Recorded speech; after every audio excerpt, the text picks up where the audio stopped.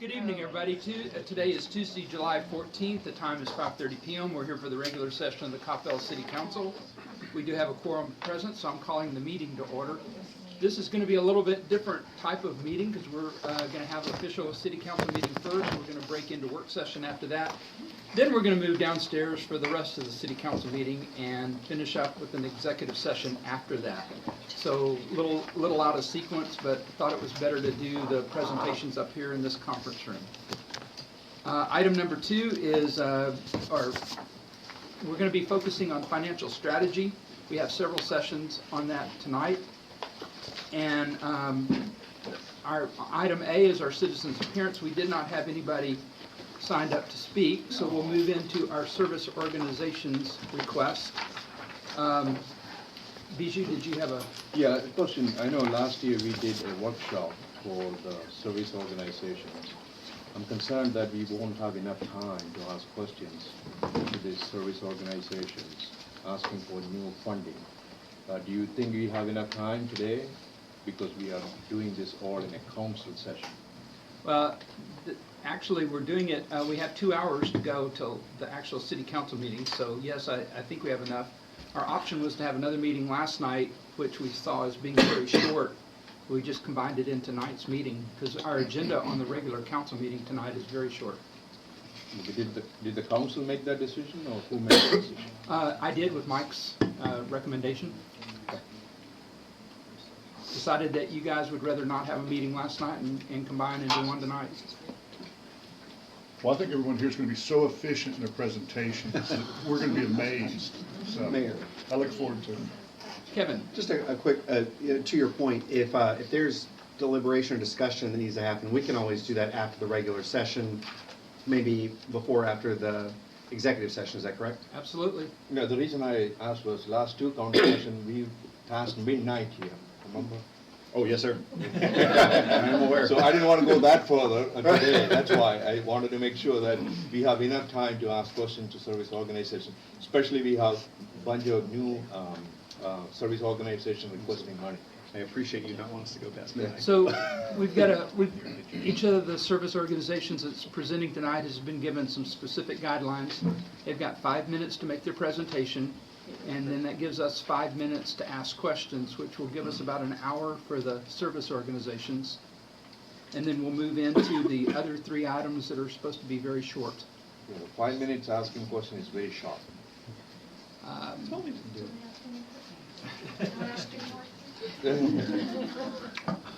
Well, we're gonna give it a try tonight. As I said, we have requested the service organizations limit their conversations to 5 minutes, and then that would give us about 5 minutes to ask questions and get answers. At the end, the Strategic Financial Engagement Group will let each one of the service organizations know about the resolution of the budget when we have made those decisions. So it will come from Kim's group out of SFE. Our first group is item 1, the Coppell Community Garden Corporation, and that would be Tracy Fisher as president of the Coppell Community Garden. Mayor? Yes, sir. Oh, yes, sir. Thank you, Mayor. Tracy, if you can just give me 30 seconds. Okay. Mayor, thank you for recognizing me. I wanted to share a couple of my thoughts and concerns before we get into the presentation. So, Tracy, my comments are general, not specific to anything you're presenting. I think in Coppell we have a wonderful tradition of service organizations coming to us and asking for funding, and I think we're doing a great job of making sure those organizations that do serve Coppell, that we encourage them and help them serve Coppell. I do want to keep in mind there's some dark clouds approaching us. Our ability to collect property taxes can be challenged. So I do want to make sure that we are watching what we approve and spend very closely. Last year, the total amount that we approved relative to the previous year was about 50% more. The original numbers that we got this year also it showed 50% more, but then our wonderful city manager explained to me that it was just accounting, moving of a couple of items from community experiences to this bucket. It's still a 12% increase. What I would encourage my peers on the city council is to be very deliberate about how we go about approving the final amount. As I have come to realize in my short time, we do not have too many levers to control the cost. Once you factor in public safety and public works, there's not a whole lot of margin for us to control costs. So let's be intentional about it. If not for this year, maybe as preparation for next year, my recommendation is that we somehow come together as a group and have a ceiling for how much we want to spend for the service organizations. And maybe just as an example, it should be a percentage of our total general fund. So some years, the fund can go up, and some years it will come down. So that way, what we approve is tied to that. And I think that's just an example. And if we do decide to go above a ceiling that we set for ourselves, we'll have an opportunity to first approve that number before we go into hearing individual groups. So, and I also would be supportive of a guideline where we say that each of the service organization put in their effort to cover their operating expense. They should find a way to cover at least a majority of their expense and not depend completely on the city. And the reason I say this is we could have other organizations that can set up as a non-profit and come to us, and if they ask us for 90% or 100% of their expenses, then we would be in a place where we have to decide why do we approve X and not Y. So with that, I'll conclude my comments by saying that let's be really intentional about how this impacts our overall expenses. Thank you, Mayor. All right, with that, I'll turn it over to Ms. Fisher. Well, thank you, Mayor. Thank you for the opportunity to speak with you tonight about why continued investment in the Coppell Community Gardens matter. Since 1998, the City of Coppell has helped make something extraordinary possible. Tonight, we are asking for the same commitment you've made every year since 2005. Our funding has not been adjusted for inflation, yet our impact has only grown. In return, Coppell gets three things. First, a community builder. By hours reported, the city's largest volunteer organization, 100% volunteer powered, reflecting the full diversity of Coppell and welcoming new and newly retired residents. Second, a wellness resource. Free, meaningful outdoor recreation for over 100 residents, some living on limited incomes at an operating cost of just $2 to $3 an hour. Open to everyone, regardless of means. Third, a national model. The largest, most efficient bed-based donation garden in greater DFW, ranked among the top 10 in the U.S., generally 3 wholesale dollars of organic produce for every $1 the city invests, and recognized by the North Central Texas Council of Governments as Texas's best-in-class donation garden. Nearly 30 years of partnership, harvest, volunteers, and neighbors finding common ground. This investment isn't just growing vegetables, it has grown this community, and we are asking you to help to keep it growing. Our ask is simple, $22,000 in total funding. Our historical $15,000 in direct funds, plus the average annual public works materials support of $7,000 per year. Here's why that second number now matters. As we move from the Keep Coppell Beautiful program to service organization grant funding, we will no longer be receiving direct support materials from public works, including irrigation, parts, soil, and walkway materials, etc. Going forward, we will still need to purchase those. We are formalizing our relationship through a land lease agreement one that we requested because it's the arrangement that makes the most sense for both sides. Recommended by COG and utilized by community gardens across Texas, we're hoping for a term of 5 to 10 years, and we believe our nearly 30-year record has more than earned that. In Coppell, the community isn't just proclaimed, it's planted. Through 3 gardens, a greenhouse, and partnerships with CISD schools, Coppell Community Garden has become far more than a place to grow vegetables. Our gardeners mirror the diversity of Coppell itself. Many are first-generation immigrants who find in our gardens a place to belong, common ground in every sense. We're a 28-year-old living example of the inclusive neighbor-to-neighbor outreach that programs like One Coppell are actively trying to build. Here, strangers become neighbors and neighbors become community. Season after season, it grows. This is what Vision 2040's pillars of an inclusive community fabric and perpetuating a learning environment looks like in practice. So, in a world where healthy living often comes with a price tag, our gardens offer something rare, meaningful outdoor recreation that costs our gardeners nothing. No bed fees, no membership dues, free seeds, seedlings, soil, and supplements through donor support. For residents, the gardens are a place that keeps them connected and thriving. The numbers back it up. Operating cost is $2 to $3 per recreation hour, while every hour in the garden generates roughly $6 of fresh organic produce donated to Metricus services. Demand speaks for itself. Our 130 garden beds are full. The only thing limiting growth is funding for new beds. And because we remain completely a free donation garden, the City of Coppell receives special liability protection under Texas statutes. Recreation, wellness, community giving back to itself, priceless. When it comes to donating, we don't just participate, we set the standard. Last year alone, our annualized harvest accounted for 50% of its North Texas Food Bank and Partner Garden donations.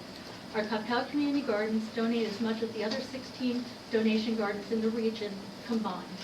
That excellence has been recognized. Today we serve as a reference model for municipally supported community gardens across the region, validated by an Irving City visit this spring, a Dallas County grant, and an invitation to present to a regional COG user group this August. What we built here is being studied, replicated, and celebrated because it works. World-class impact right here in our backyard. Coppell Community Garden has been quietly living Vision 2040's values for nearly 3 decades. We ask you to continue our partnership. Thank you for your time and your support. We welcome your questions. Thank you. How many seconds? So are you out of breath? I am. I'm not out of breath. That's the way I always roll. Yeah, I know. All right, thank you very much. Sorry, I didn't mean to rattle on. Council, do you have any questions for Tracy? Bijou? Yeah, thank you, Mayor. Thank you, Tracy, for the presentation. I really like what you do, especially the produce goes to Metro Trust. I'm the liaison for the Metro Trust for the city. We appreciate what you're doing here. I have a question for the staff. In this organization chart, it shows 22,000 this year, nothing on the last years or 2 years prior to that. What, is it the first time asking this? This is the first time that they're asking for a grant. They have been funded through the Community Experiences budget. That's the $15,000 comes from? Yes. Thank you. Oh, Brianna? Yes, thank you, Tracy. I appreciate this. So I know we do a lot for MetroCrest, which I truly appreciate, and we also do a lot for the schools, which I greatly appreciate.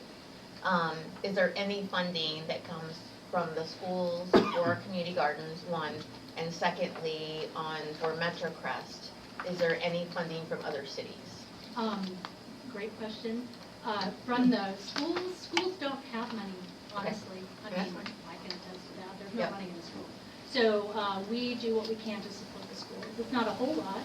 I think they have a $1,000 budget, plus we give onions and potatoes. Those are their big thing. They have very short rows windows each semester, and we have to get it out quick and get it in quick. So it's a little different from the regular stuff. Back to other cities. We are the Coppell Community Gardens. I don't believe we've ever asked another city for contributions, but we'll put that on our list of things to consider for sure. And then the last question I had is, do you foresee the 22,000 being the number on an ongoing basis versus a one-time ask? This has been our ongoing basis since 2005. I don't know the answer to that. We are trying to do some things to engage more community, Lions Club, Rotary Club, county grants, other kinds of grants. Being part of the North Texas Food Bank has also allowed us to get some grant opportunities. We busted out our seed grant that we had last year. Of course, we're part of North Texas Giving Day, which every other group is part of.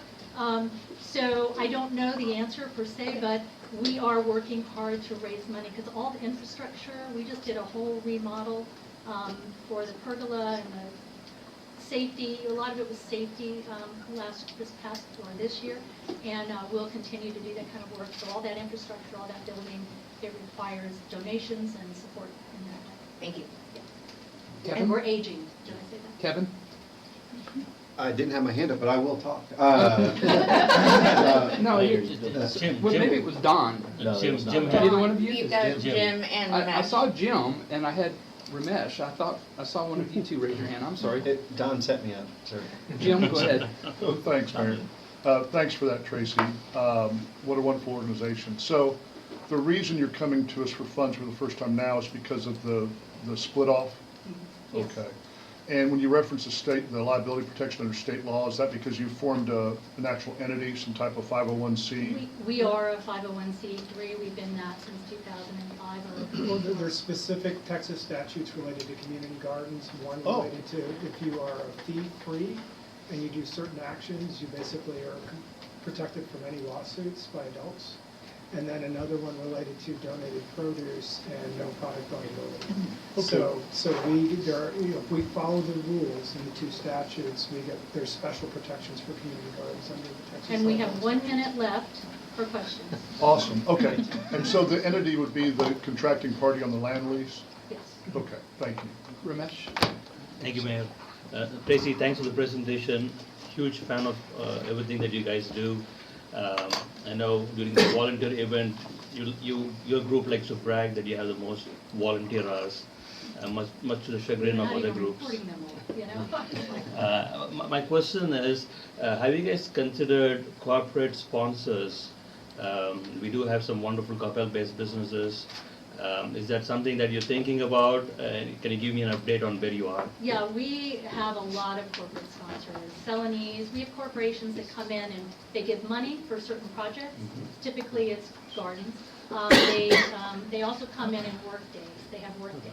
And they help us replace Vigo beds and that kind of thing. So as we are aging, our wood is falling apart, and so we're trying to replace all those beds so that they have a very long longevity. So yes, we do have corporate partners. We're working with the Dallas Federal Bank and Loan Group that's out right here in Las Colinas. They're going to come out to our gardens in October and help us. So we're always looking for, and we're getting ready to hit the chamber. I don't know how receptive they'll be, but not for the chamber, but maybe they'll listen to. I'll listen. I'm the treasurer. About 50% of our funding is from private donations. Yes. Primarily corporate foundations, some, we've had some. That's 11,000 that is on your financials document.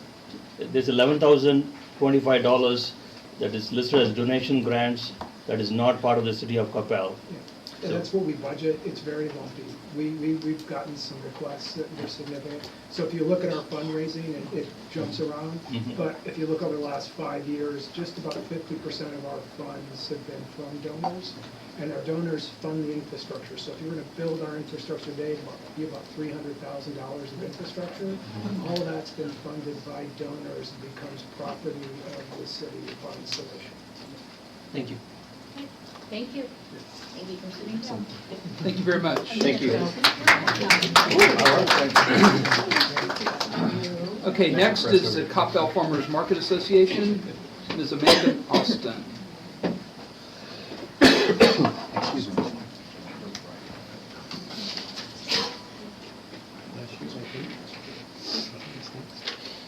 Good evening, Mayor and Council. My name is Amanda Austin, and I'm the Executive Director of the Coppell Farmers Market Association. This year, the Coppell Farmers Market celebrates its 23rd anniversary. Our farmers market has been recognized for its excellence over the years, an achievement we know would not be possible without the long-term support of the City of Coppell.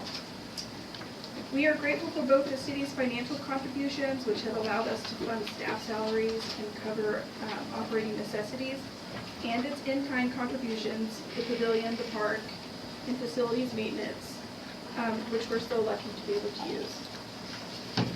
This year, the farmers market is pushing to increase our excellence as a newly formed standalone 501c3 with an expanded vision, mission, and goals. While envisioning the new farmers market organization, it was important to us to align closely with the City of Coppell Vision 2020.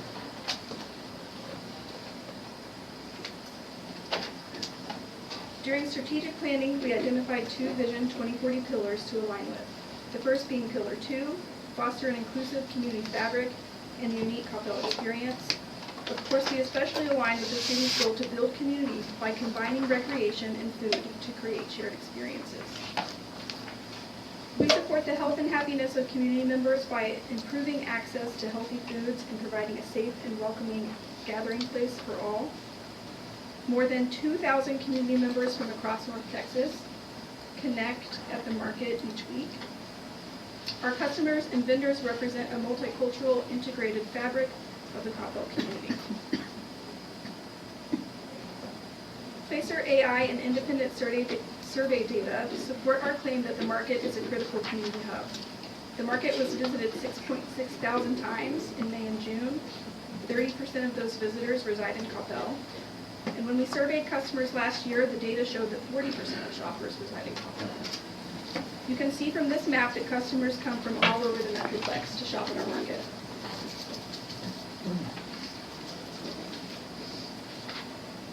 We're furthering our inclusion goals by focusing on nutritious food access for all. To do this, we are continuing to grow our Double Up Food Bucks program in partnership with Texas Health Resources and Sustainable Food Center of Austin. This program allows people who qualify for SNAP benefits to double their buying power. SNAP customers receive a dollar-for-dollar match, up to $30 per visit, to spend on fruits and vegetables. Early next year, we plan to begin accepting WIC benefits, women, infants, and children, and senior farmers market nutrition program vouchers. The second Vision 2040 pillar we align with is pillar number 4, creating economic vitality and supporting the Old Town area in concept. Customer data we gathered last year shows that 87% of shoppers are repeat customers, demonstrating their positive and committed relationship with our market and Old Town at large. Of the 87% of committed shoppers, you can see that most attended twice per month, and 20% shop every week. Here's how those visitor numbers break down to Old Town impact. 30% of market customers said they shop with other Old Town businesses on market days, which converts to 600 to 800 shared customers per market day. We are happy to share this graph on the right, which is Placer AI data from May and June, showing that the CFM has more visitors from 8 to noon on Saturdays than other popular shopping destinations. That includes Grapevine Mills and Trader Joe's even. And we know that the market is the place to be on Saturday mornings, and we are just really excited to see this data that shows other people agree. The next slide shows the economic impact that's occurring inside the market. We're happy to report that our vendors' gross annual sales exceed $2.5 million, and more than half of those vendors reside in Coppell and the surrounding communities. This means $1.5 million is retained by local residents rather than being transferred to large grocery corporations. In conclusion, we want to address how we're building capacity to meet our new goals. In the next 2 years, we are committed to developing our new board of directors and fundraising strategy. We're also planning to increase staffing and provide employee benefits for the first time. Over the next 5 years, we're planning to increase our educational offerings and resources for customers, vendors, and other farmers markets. We're requesting to continue receiving the same funding amount we've been granted since 2023, which is $131,000. This amount will comprise 61% of next year's operating budget and will continue to be spent on staff salaries and necessary operating expenses. I can take questions. Thank you very much. Council, do you have any questions? Ramesh? Thank you, Mayor. Amanda, thanks for the presentation. I think you guys have put Coppell on the map with wonderful farmers market. So my questions are going to be common to all the teams, so don't feel like I'm picking on you guys. My first part is, do you see this as an ongoing request to the city, or is there a plan where you're slowly reducing the dependency on the city? That's my first one. And second is there a stall fee for the vendors? And what percentage of your total revenue does that account to? Sure. Thank you. Great questions. So we've, of course, been funded by the city since our inception back in 2003. And gradually over time, funding increased, especially beginning in 2015 when we were granted the cost to cover the salary of a market manager, the organization's first employee. And since then, we've increased to add another employee, a part-time employee, and that brought us up to our current ask of $75,000 for salaries. Now, this is kind of our bread and butter. When other farmers markets ask me how to be successful, I can really contribute our success to the fact that we have security in covering the cost of staffing. That being said, we have been operating on a shoestring with our staff. It's just 1.5 people running the whole show. It's a lot of work, and our new vision includes a lot of growth. So the next biggest goal for us is actually to increase to 2 full-time employees, and of course, like I mentioned, offer benefits to them for the first time ever. So while I don't see our ask going up in the immediate years, I know that we are highly focused on changing our fundraising strategy to supplement our budget, but we will need the money that we raise for our growth. So the hope is that we can continue to rely on city support for a long time to cover our very most foundational basics, which is 1.5 employees, plus a little bit of operating. And then your question about stall fees. We do charge stall fees, and I don't have the exact percentage, although I have my budget here, I'm sure I can do the math quickly. We're earning about $42,000 in stall fees every year. We charge the lowest stall fee for all the farmers markets in the region intentionally.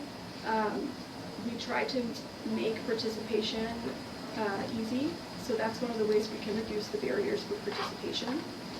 We do intend to increase our stall fees a little bit next year because it's just time. But currently, vendors pay about $20 per market day. Thank you. Bijou? Yeah, thank you, Mayor. Great presentation. Did I hear that the city has been funding for the past few years? The city has been funding us since 2003. In 2015, we received a jump in our funding, and again, in 2023, another jump in our funding. Okay, so where was that money coming from? And community experience also. Okay. They were together, they were one community gardens and the farmers market are considered one.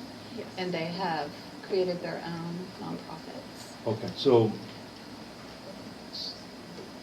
do you have a CPA firm auditing the accounts? Yes, yeah, we do. Thank you. Yes. Brianna? You mentioned an increase in vendor stall fees. How long have they been at the current rate? And when was the last time we asked for an increase? Sure. We started at $10 per vendor, and that was exceptional. And we stayed at $10 per vendor for 20 years. Okay. So 3 years ago, we doubled it, we went up to 20. And I really hope to see us not exceed $30 to $35, at least for the next 5 years. Are we competitive with other farmers markets that are similar to us? And then are we at capacity? We are, we are not at capacity. We are at our current capacity, but we are growing every year. So our capacity is a little bit of a moving target. And that directly relates to who's shopping and how much we keep a close watch on supply and demand, more or less. And we are at the lower end of fees for markets across our region, intentionally. Thank you. Ramesh? Thank you, Mayor. A question for our staff. So it's interesting for me to discover during this process that the funding for farmers market and Coppell Gardens came from community experiences. So my question is, are there other service organizations that are being funded by community experiences or public works or any other departments? So I don't think that those were considered service organizations. They were programs of the city that have now become service organizations. Okay. Correct? All right. Any other questions? Thank you. very much. Thank you. Next is the Coppell Humane Society with Michelle Gaffney.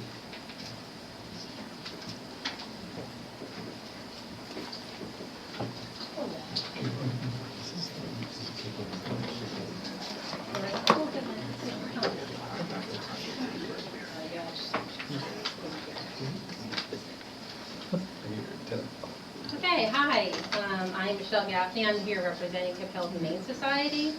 We are a nonprofit, 100% volunteer-run, foster-based animal rescue that services the DFW area. We rescue dogs and cats from neighborhood streets and local animal shelters and place them in foster homes where they can receive medical care and become acclimated to adults, children, and other animals. We also provide services to our community in the form of events, animal support, education, and volunteer opportunities. 6 years before Coppell Animal Services existed, 2 Coppell residents who shared a love for animals began picking up stray dogs found in Coppell and nearby shelters and walked them through the city, hoping to find homes for them. They very often succeeded. Coppell Humane Society evolved from that simple act of compassion and determination and has saved the lives of thousands of animals over the past 37 years. Coppell Humane Society is currently run by a group of 8 volunteers who serve on our board and wear many hats, some of whom have been with CHS for almost as long as it has been in existence. We have approximately 30 active volunteers and foster families. Each year, approximately 50 youth volunteers, almost all from Coppell, help with our fundraising and adoption events. We are active within Coppell year-round at events we host, as well as events run by other businesses and organizations, including the City of Coppell, such as our yearly booths at the Coppell Farmers Market for photos with the Easter Bunny and Santa and Mrs. Claus. We provide services to people and animals in our community by working with our local shelters and veterinary offices, caring for homeless animals, connecting people with services for their own animals and strays that they find out on the street, and providing volunteer opportunities for youths and adults. We are funded through public donations from individuals and companies through fundraising, seasonal giving events, and adoption fees. We do not receive any outside grants, organizational support, or government funding. We're able to work with a small budget because we do not have a physical location, we have no paid employees, and we have no debt. We do not require our foster families to contribute financially, as we cover the cost for all medical care, vaccinations, spaying, neutering, microchipping, food supplies, and anything else they may need. We are one of the few animal rescues that takes in cats and dogs, is not breed-specific, and provides medical care beyond typical vetting services. Our volunteers often use their own money to purchase supplies and print materials to distribute at events, and we have generous foster families who help financially support our animals as well. We also rely on in-kind donations for supplies and giveaways. Due to our small budget, we are limited to how many animals we can take in. Funds from this grant would allow us to respond to the call when people come to us asking for help with stray animals, especially those who require medical care. Our goal is to help as many animals as possible and provide public outreach and education services. As outlined in our proposal, updated outreach materials would help us to inform people about how to help stray animals, how to help their communities reduce the stray population, responsible pet ownership, spaying, neutering information, and microchipping education. Funds from this grant will also help us increase our outreach efforts to help us connect with people who would like to volunteer with us by becoming foster families, adoption coordinators, animal transporters, fundraisers, and event coordinators. This will help us grow sustainably to meet the expanding needs of our community. As we look further ahead, we would love to be able to have a small space in Coppell where we could meet with potential volunteers and adopters, bring animals to meet their forever families, and have a space for people to drop off donations. We currently rent storage space in Coppell to house our supplies, and in order to have potential adopters meet our animals, we either have to arrange to meet people at pet stores outside of Coppell or at the homes of our fosters. Having our own space would make these activities less stressful for our volunteers and our animals, and also help us create a more sustainable presence in our community. Funds from this grant will help us move forward on that journey. Just a few quick stories. Odin and Blackbeard and their siblings started off life on the streets and were taken in by one of our foster families. They helped care for them while being treated for multiple medical concerns, including a virus that damaged Odin's eye and caused Blackbeard to have one of his eyes removed. They're now thriving in their forever home with their stepbrother Hoodlum, and their 5 siblings have all been adopted and are thriving as well. Watson and Diesel both had difficult beginnings. Watson's leg was crushed and could not be saved. Diesel was covered in motor oil and fleas and had an injured leg. They both received medical treatment and were nursed back to health by their foster families. They are now thriving in their forever homes. Between just these 4 animals, the cost of their medical care was upwards of $10,000. So that's probably a very large portion, almost half of our yearly budget. And that's it. Thank you very much for having us and considering us. We are proud members of this community, and we appreciate the support that we've been given these past 37 months. Well, thank you for your presentation. Council, questions? Ramesh?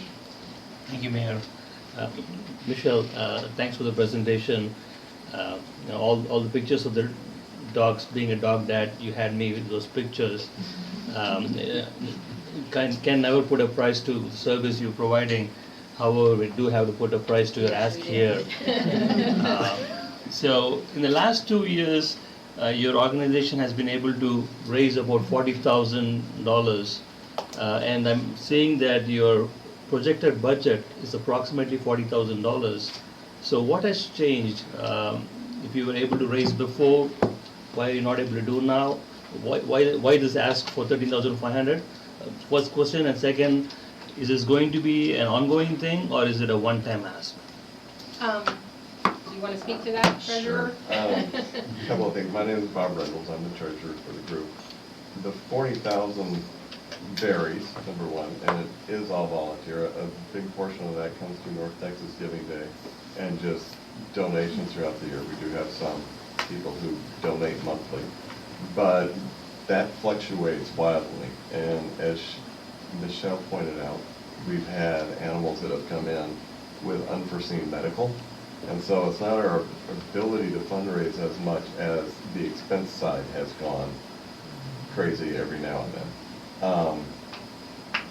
Over the past year, we've had to give up our box truck that we used to use to take to events, et cetera, because we couldn't afford the maintenance for it anymore. It was 20 years old, it was falling apart, it was going. So we haven't bought anything new for our fundraising efforts for, say, at the farmer's market or anywhere else, because most of our budget goes to our animals. Our adoption fees cover about 15 to 20% annually of the animal costs that we spend, and our animal-related expenses are approximately 65% of our annual budget every year. So it's trying to help us cover that and be able to do things going forward to help us benefit, to get more people in volunteering to help us grow. As far as whether this will be ongoing, it's hard to say because this is the very first time we've ever done this. And a lot of this is geared towards people and trying to relate animals to people. It's been a learning curve for us. So it would be nice if it could be ongoing, but we're going to see how this year goes, and we'll go from there. But at this point, I couldn't tell you for sure. Is it a comment? Thank you, Mayor. Michelle, and to the treasurer, regardless of how the decision goes this year, for next year, if you can come and explain to us how a $13,000 investment could help multiply your fundraising. That would be, for me, a good value add. If our 13,000 can somehow become 39,000 in your fundraising. So if you have any ideas, please come back to us next year. I can tell you right now Okay. what I think. I think it will help, the money, the way we've kind of earmarked it in our proposal, is that we would, A, be able to bring more animals into our program, B, be able to increase our community outreach and our presence, because we don't have a physical location, that's difficult.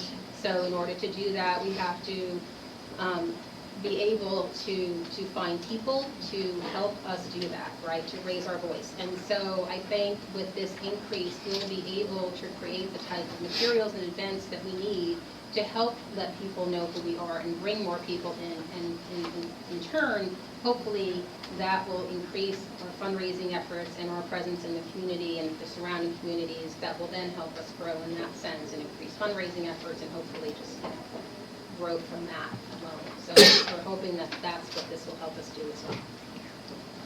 Thank you. Bijou? Yeah, thank you, Mayor. Just a clarification question. You said the medical bill has been gone up. So you take care of the animals already been adopted? They get, all of our animals that we bring into our foster program get fully vetted. They receive all their vaccinations. They are tested for heartworm and eagle and FIV, et cetera. If they need medical care such as Trey, who was up there, his name was Watson, named after the doctor who took care of him when he was in foster care, but that was additional medical expense that was for his amputation and his care.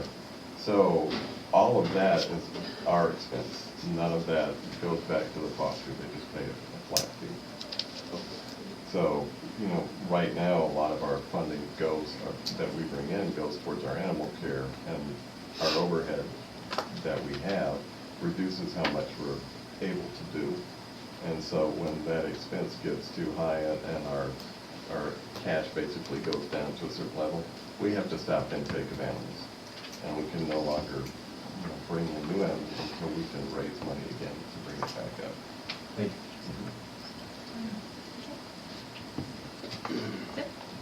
Thank you very much. Everyone for listening, really appreciate it. I do have materials, if anybody wants any more materials, just in case, please let me know. Thank you. I'll take them. Or if you want to leave it, Yeah. the city secretary. Thank you. Why don't you give them to Lauren and she can pass them out? Oh, sure, okay. All right, next up is the Coppell ISD Education Foundation. Julie McConnell, Jill Hill, Shane Jones, and Eric Anton.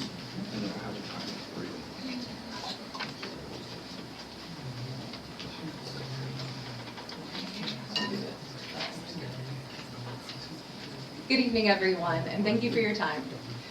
I'm Julie McConnell, co-president of the Coppell ISD Education Foundation, and I have with me today Jill Hill, our grants chair, Shane Jones from marketing, and Eric Anton, our treasurer.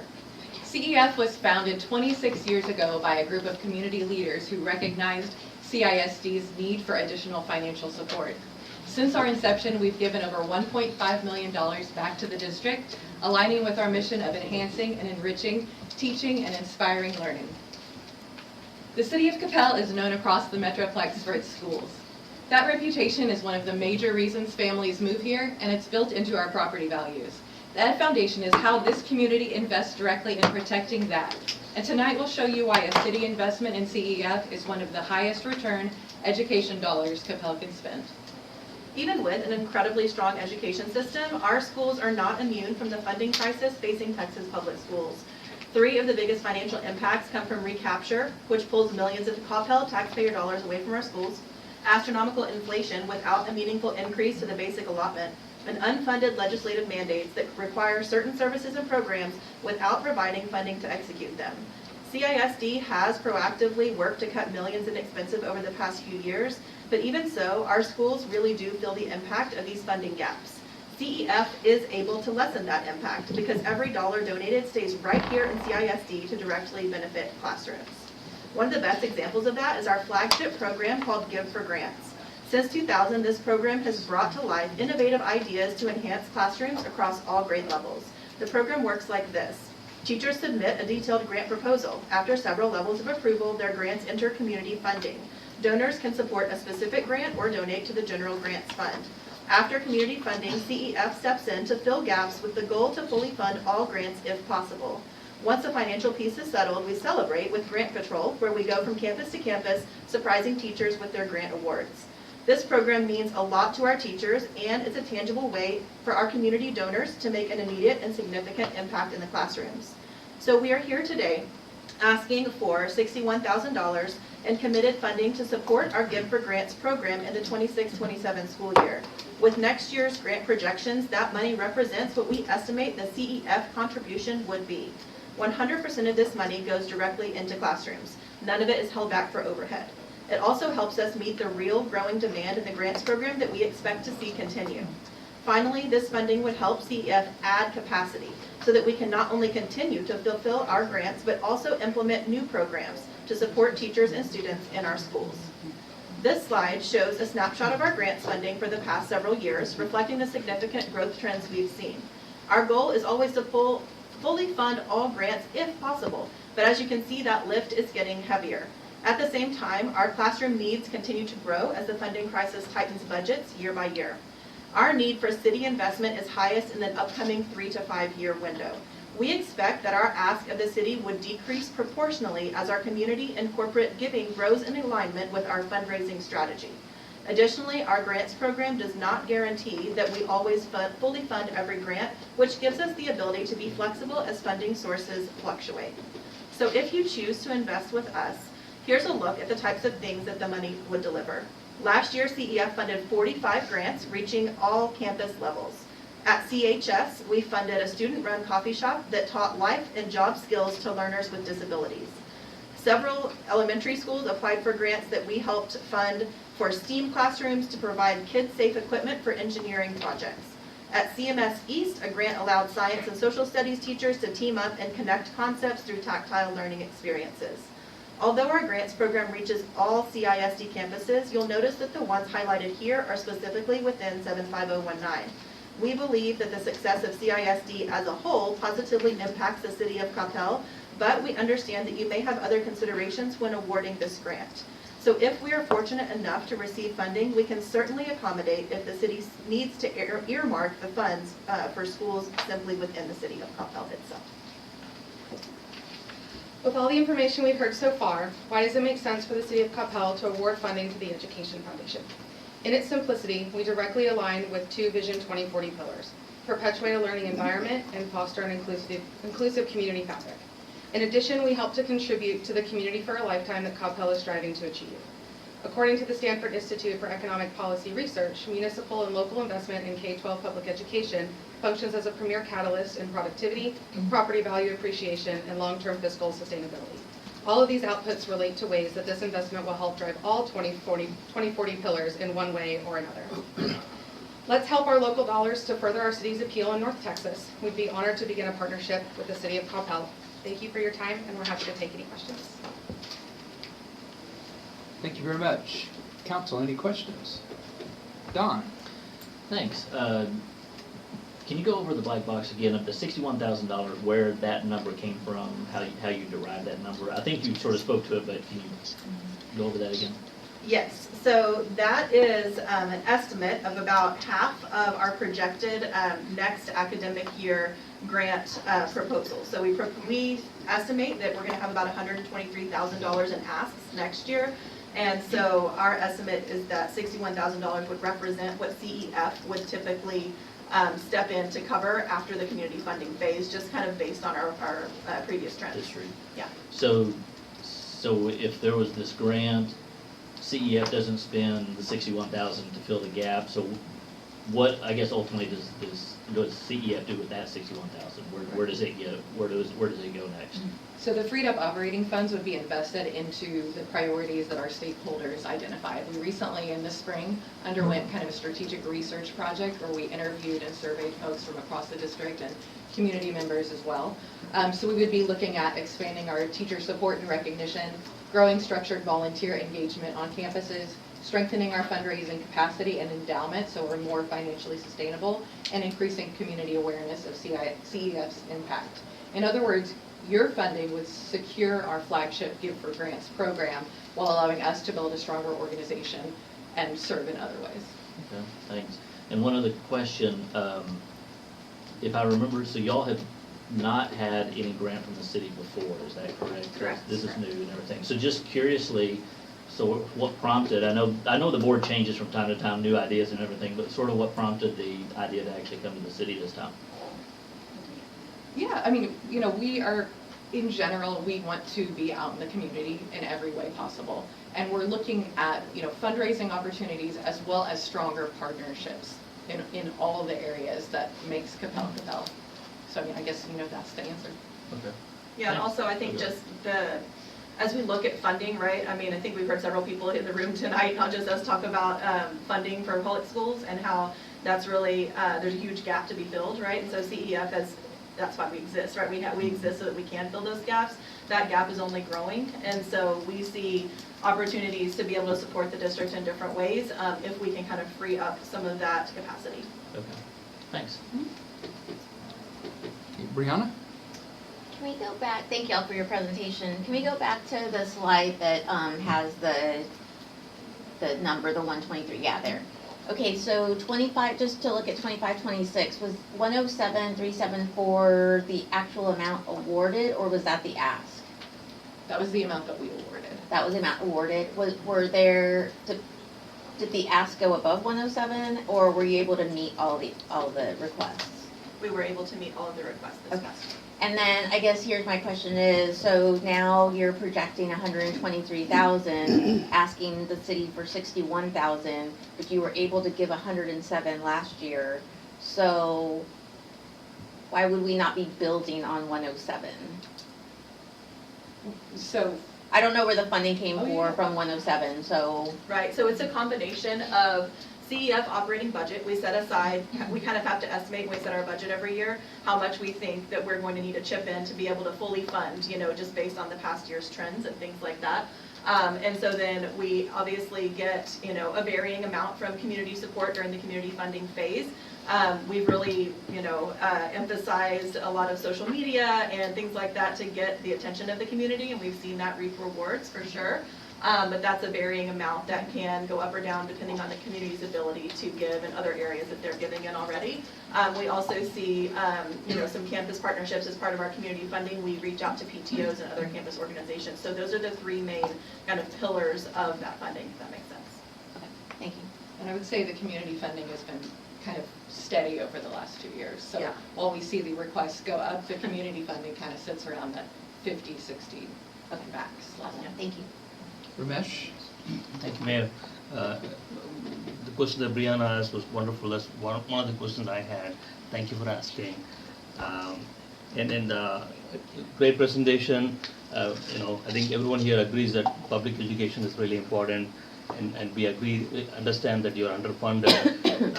And from what I'm hearing, this looks like it is not a one-time ask, and that you could be coming back in future years, correct? Yes. So given that, you know, in general, my opinion is there's a reason why we have a clear line of differentiation between school district and city. I would be inclined to be more supportive if you came back to us with a specific ask for a specific program that returns value to the city of Coppell, or if you come up with a new idea that is going to generate value for Coppell, I would be supportive of that. Right now, the way you have submitted your application, the money is going in to support what you've already been doing, raising the money that you've been raising for the last 3 years.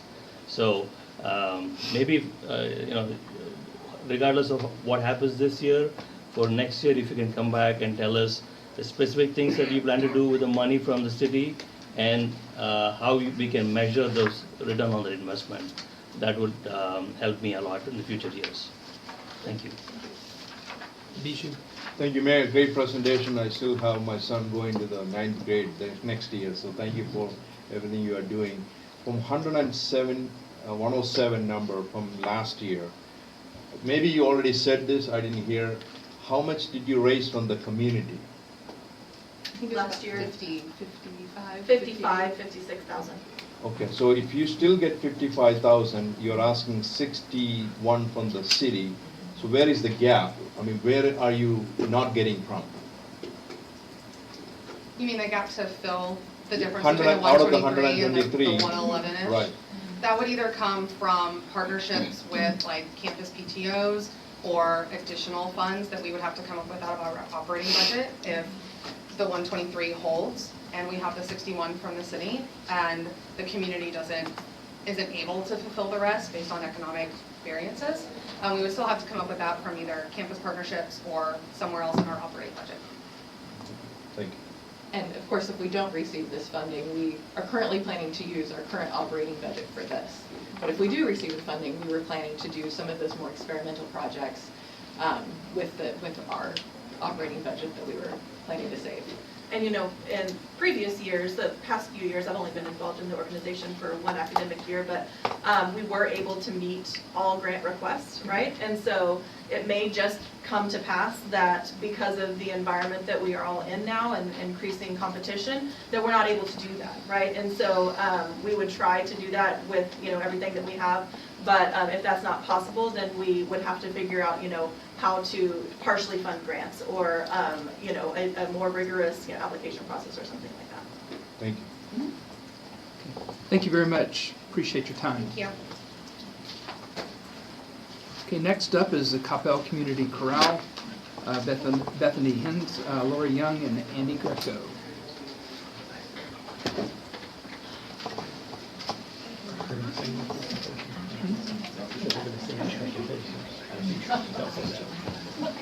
Can I ask? Yeah. That's a bad joke. Thank you.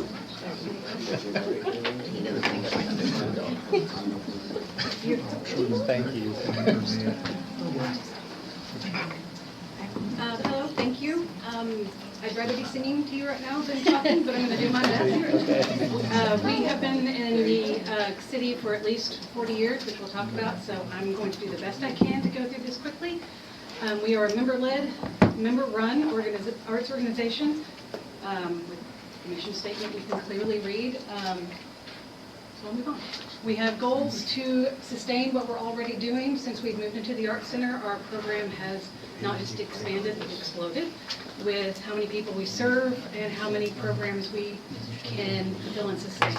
A lot of that it has been due to the grace and benevolence of volunteers and, of course, the city. The big hubbub this year is we are celebrating our 40th anniversary. And that does make us, even with the theater, the longest continually operating community arts organization in Coppell. We're kind of proud of that, kind of excited about that. And that is the reason for the increase in the grant ask, which we'll talk about shortly. We are a proud resident company of the Coppell Arts Center. We present 10 concerts, 13 outreach events. We have 5 different performing ensembles with varying levels of difficulty. 4 directors, over 100 singers. We put on a kids camp every year, adult education workshops, which are coming up soon if you're interested. We host the community electronic recycling events. We participate in Vintage Christmas, Patriots Day, Historical Society. Whenever we are needed, we sing a song. And we learn over 100 different ones every year. This serving ages 8 through 84 is the current ages that people admit to anyway. We are volunteer-led, volunteer-run. Several things go into running this organization. And while these look boring, fundraising, membership, hospitality, library, it's all passion and love. We do the best we can to align with the 2040 vision and align with the city's priorities. These 2 in particular mean a lot to us, fostering that inclusive community fabric and the unique Coppell experience. You will not find an organization or a choir like us anywhere else, I guarantee it. And then since we have moved into the Art Center and since 2040 has been adopted, we have increased our outreach with these educational opportunities. So I have to brag. We have, these are 2 non-audition groups, Coppell Community Chorale, which is about 70-ish members, and our Coppell Children's Chorus, which we've capped at 25 because Ms. Baker is but one person. These are auditioned groups, the variations, which you see in the community at events when we are asked to sing, and then the variations ladies in their red shoes, because we're the ones who like to sing and dance as well. Through grant funds, we were able to start this group 3 or 4 years ago, the Coppell Chamber Singers. We are doing all sorts of exciting things. This is our semi-professional group. For those of you who are interested in that, auditions in September. This is our full season for this year. 10 events, 10 performances, 5 different ensembles. These are summer opportunities. We have a children's camp that happened in June to give the kids performance, music education experience. And then coming up in August, our master classes, one-on-one, again, voice education and experience. We give back to the community in lots of ways besides performing. Lori here a few years ago said we need a scholarship, so we have a scholarship. We award 2 to 4 every spring. And we have awarded 15 since 2022. She can talk about that. Beyond the music, we've already said recycling events. We host these 4 times a year. If you haven't donated, it's a great way to get rid of junk and help your favorite local community chorale. All right, our proposed grant fund usage. The interesting and the one we need to talk about is the 40th anniversary celebration, because that's what's coming up this year. In our celebration, our budget for that is on the next page, but I may not get to it. Our budget for that's around $24,000. In that we will and have commissioned a work we are going to perform. It's commissioned for the chorale, about the chorale, Coppell Community Chorale song. We are have a public art commission we're working on to place permanent art in the community that would be in honor of our 40th anniversary. We will have celebrations surrounding our concert on November 7th and 8th of this year, including alumni and director reunions. You're all going to be invited. It'll be great fun. And I'm almost out of time, so I think you all have this, I hope. And the anniversary detail expenses that we project are down here, but this is just our colorful budget. Am I done? I'm done. Questions? I raced through things. Well, thank you very much. I have to admit, when you were walking up there, our city manager made a comment, is she going to sing this? And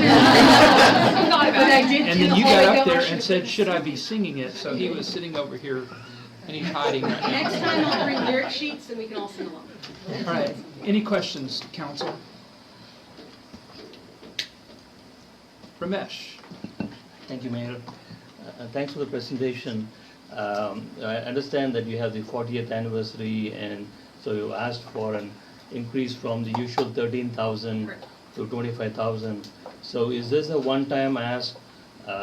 So you're going to revert back to 13,000 moving forward? Yes, sir.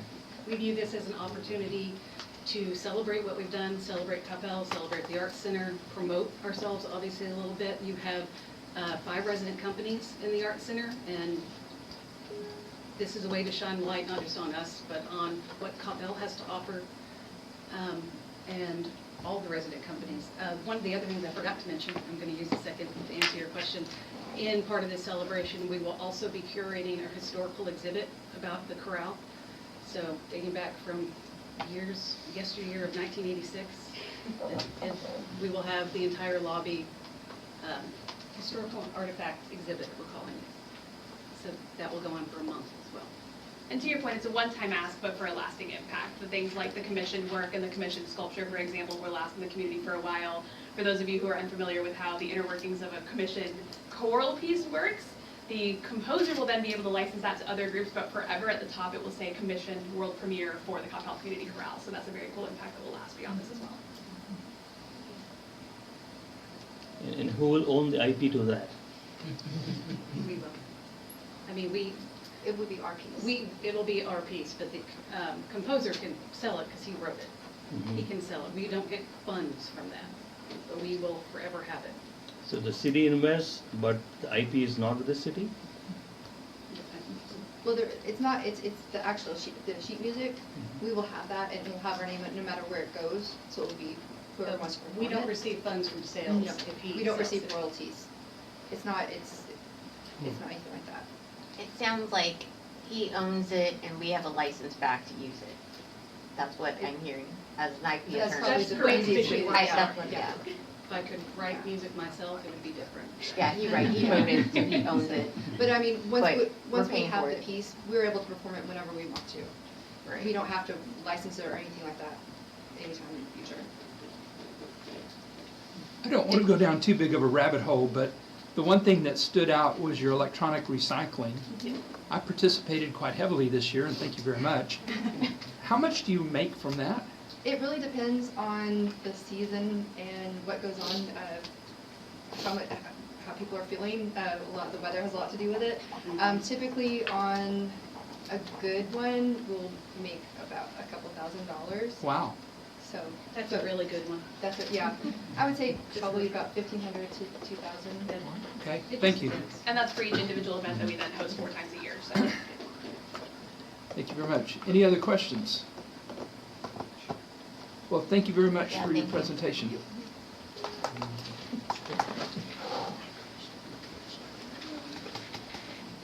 Okay, next is the Coppell Historical Museum. Ms. Chris Long.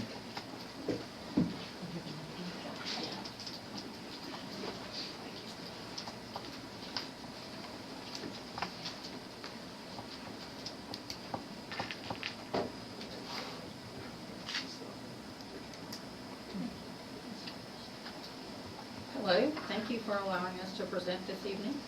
First of all, when they get through with their historical exhibit, I'm going to try to get it so that we can put it in the museum. We would like to tell you, I think you know, but a little bit about us. The 2 photos here are our interns at the museum, and that's the table that sits near, behind the Wilson House. The table was built by Mr. Wilson's father, and so your Parks Department, it was Parks at that time, were nice enough to let us, give us time to remake that table so that we could keep it. And during the spring, families come and actually eat picnics on it, so we're really happy about that. And it's just a great table. It sits under a pergola that was built by a Eagle Scout project with a garden behind the pergola that was also an Eagle Scout project. And we call that the Wilson Garden because it's behind Mr. Wilson's house. So we're going to talk about several things today. As you know, we applied for museum status and we received that. We had over 10,000 visitors in 2025. We've gone up each year several thousand, and we work really hard to get schools, communities. We have classes that come over from Fort Worth and come and bring older students, so it's kind of fun. And we partner with the Coppell ISD from the standpoint that they bring buses with students in them, which is really fun because we thought when Pinkerton shut down we might not get any more buses, but then Wilson started doing it, and so it's a lot of fun. And we have built exhibits into the museum that kids can play with, like we have a big typewriter exhibit. And that sounds really boring to everyone in the room, but a kid's never seen a typewriter. And so they love to go in there and type on these typewriters. So we've done several things that we're proud of that they can do that when they come in. The Surrey that's on the slide, that Surrey is from 1904. That is the year that the Kirkland House was built. We know the Kirklands took a Surrey to Grapevine to buy groceries. Not that Surrey, but we know that. So we looked for one that would absolutely be the same year. And when we park it out in the front, people always stop by. Everyone loves the Surrey. Okay, so this is actually the corral. I love the corral. And they come over and they help us and sing and do a lot of things for us that they certainly don't have to do, but they are really wonderful. And so we try to include all of the groups from Coppell into our activities because obviously We need everyone to help us to do this. And one of the great things about the museum is that we provide something being going on in Old Town all the time. All right? It's just a really nice thing that we do.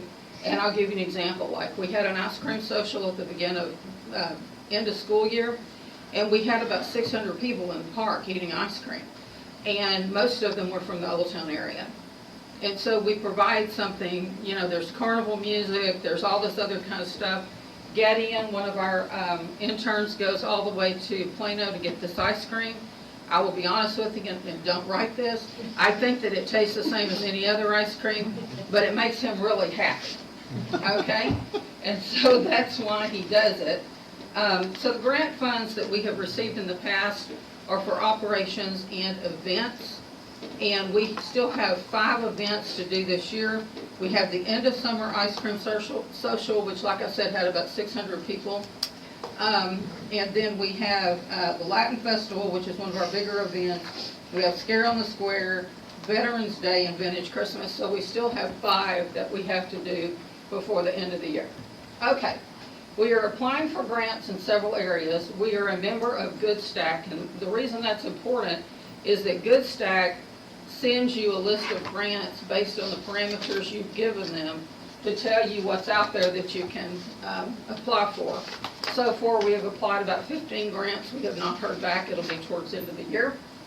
The State of Texas Historical Society, you know, they don't really do grants as much as they just land exhibits, and I can't seem to land in the sweet spot for the exhibit.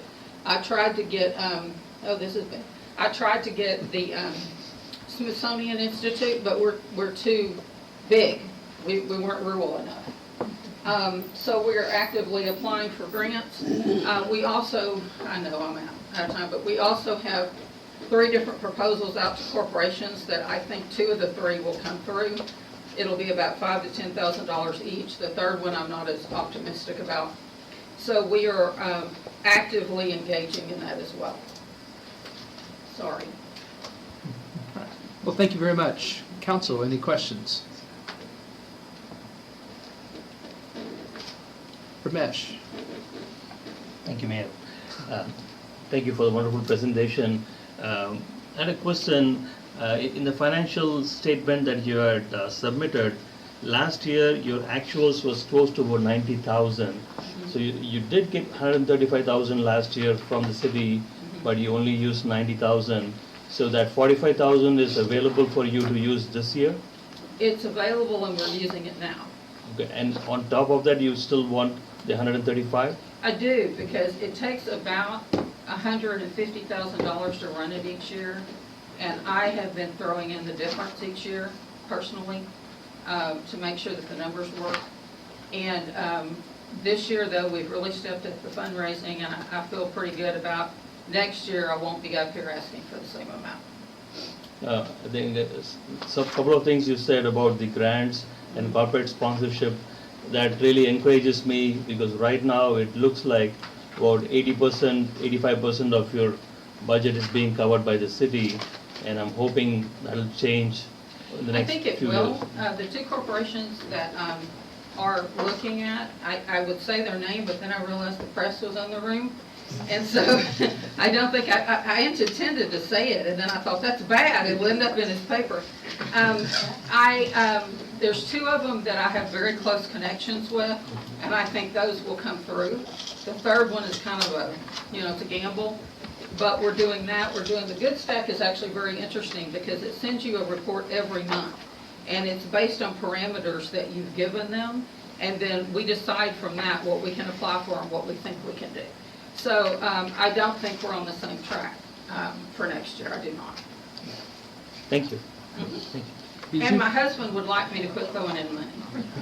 Lots of money. Well, thank you, Mayor. Question for you. How much money did you raise from the community or the corporate sponsor this year? This year we did not, but I have 3 sponsors that I've been talking to that I think will come in before the end of the year, but I don't know for sure.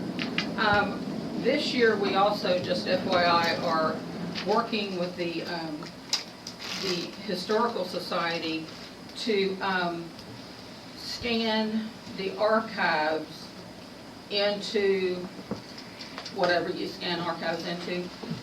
You can tell I don't do that. And so we've taken on that project too to help them, all right?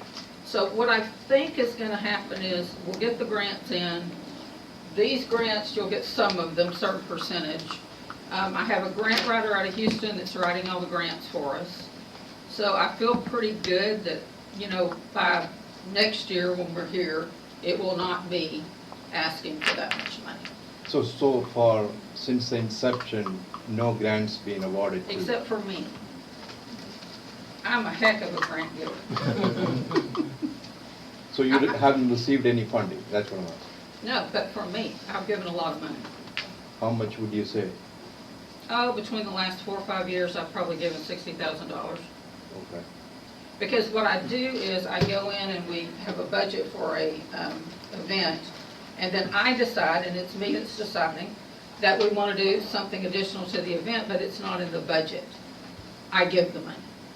Okay. So is the statement that we have, is that audited by a CPA firm? We have a CPA firm, and yes, they do, but I don't always report what I give because it just doesn't matter. I just want it to work. Ramesh? Yeah. Thank you, Mayor. Chris, in one of our follow-up questions, you had said in terms of the long-term leadership of Historical Society that you're looking to hire an manager. That's correct. And so that would be salary cost that would be on top of your current expenses, correct? Yes and no. We had someone that worked as kind of a quasi-manager and she had to leave. She was ill. And so we haven't replaced that yet. And so that's why we're running a little, higher this year. So we may have to pay a little more than we were paying her, but no, it's not a total add. Okay. Thank you. And then the board, we have a very active board, and then the board will supervise that. Council, any other questions? Thank you very much for your time tonight, Chris. Okay, so we've heard from 6 different groups. What I'd ask the council to do is to review the guidelines that are in your book and folder on our charitable givings. Those are the guidelines that we've been working on that y'all's group put together. Also take a look at historically what we've committed to do in the community. Those are also in the book. The last thing is, if you've got other questions, please feel free to reach out. I mean, other questions are welcome. And as you think through what you've heard tonight, read through the literature. If you have any questions, please feel free to reach out to Mike and staff and get answers. And we'll have more conversations on this at a later meeting. Yes? I was just going to ask a quick question of finance staff, if you have the information. Farmers Market and the Garden currently are funding out of primarily community experiences, maybe a sliver out of Public Works, 7,000 out of Public Works or something like that. Is it all? It's all out of general fund. Is it all out of property tax? That's correct. It's all out of the general fund already, right? And then our budget is out of general fund also. That's correct. So it's literally changing the account that it's coming out of. Okay. Just wanted to clarify that. Thanks. Thank you for that, because that wasn't clear to me when we got started on this either. Yeah. All right, item C is presentation on financial strategy session, investing in Coppell's future. Ms. Tien. Thank you, Mayor and Council. This evening, the presentation is not the traditional Budget 101 presentation that we have provided at the beginning of each budget workshop. As you know, that presentation focuses on the mechanics of the budget process, the calendar, the tax rate calculation, and the steps required to adopt the budget. But this year, the focus is different. Council has been through several budget seasons and understands the basic mechanics of the process. So this evening, before we move into the financial strategy sessions, we want to take a step back and connect past decisions to the conversations ahead. And so the phrase I want to carry through tonight is investing in Coppell's future. And when I say investing, I'm not talking simply spending more. I'm talking about making intentional decisions today so that the city can, over time, adapt services, maintain infrastructure, and sustain the quality of life the community relies on. Tonight is about recognizing the work that has been done, the obstacles the city has managed, and the positive impact prior decisions have had on the organization and the community. It's also about reorganizing or recognizing that the work continues. Resilience is not a finish line. It's something we strengthen through our 5-year forecast process, each budget process, and the financial strategy sessions. And the story tonight is not simply about what has been saved, what has been transferred or set aside. It's about intentional decisions that have helped Coppell remain strong, adapt to change, and continue preparing for the future. And it's easy to see or to say that the budget is just numbers, spreadsheets, and line items. But the budget is really a story, and it's a story about priorities, trade-offs, services, and long-term impact. Every financial decision shows up somewhere in the community. It's in public safety, streets, water, parks, facilities, technology, community programs, and the everyday services that residents rely on. That is why this conversation is bigger than one fiscal year. Each decision becomes part of the investment in Coppell's future.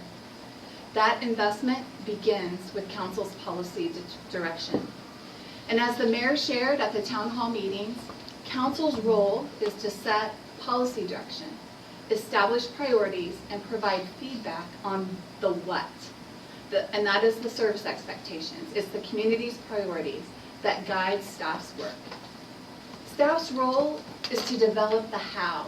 We do that by analyzing data, developing strategies, and providing recommendations that carry out Council's direction while communicating the impact on people, services, infrastructure, and the long-term sustainability of the city.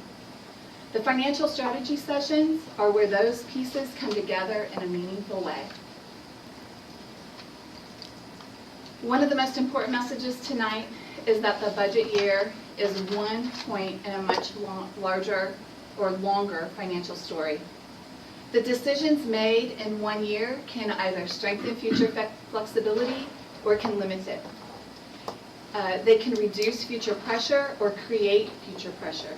They can help us ease in change over time, or they can create the need to modify services more quickly in the future. And that's why we don't look at the budget in isolation.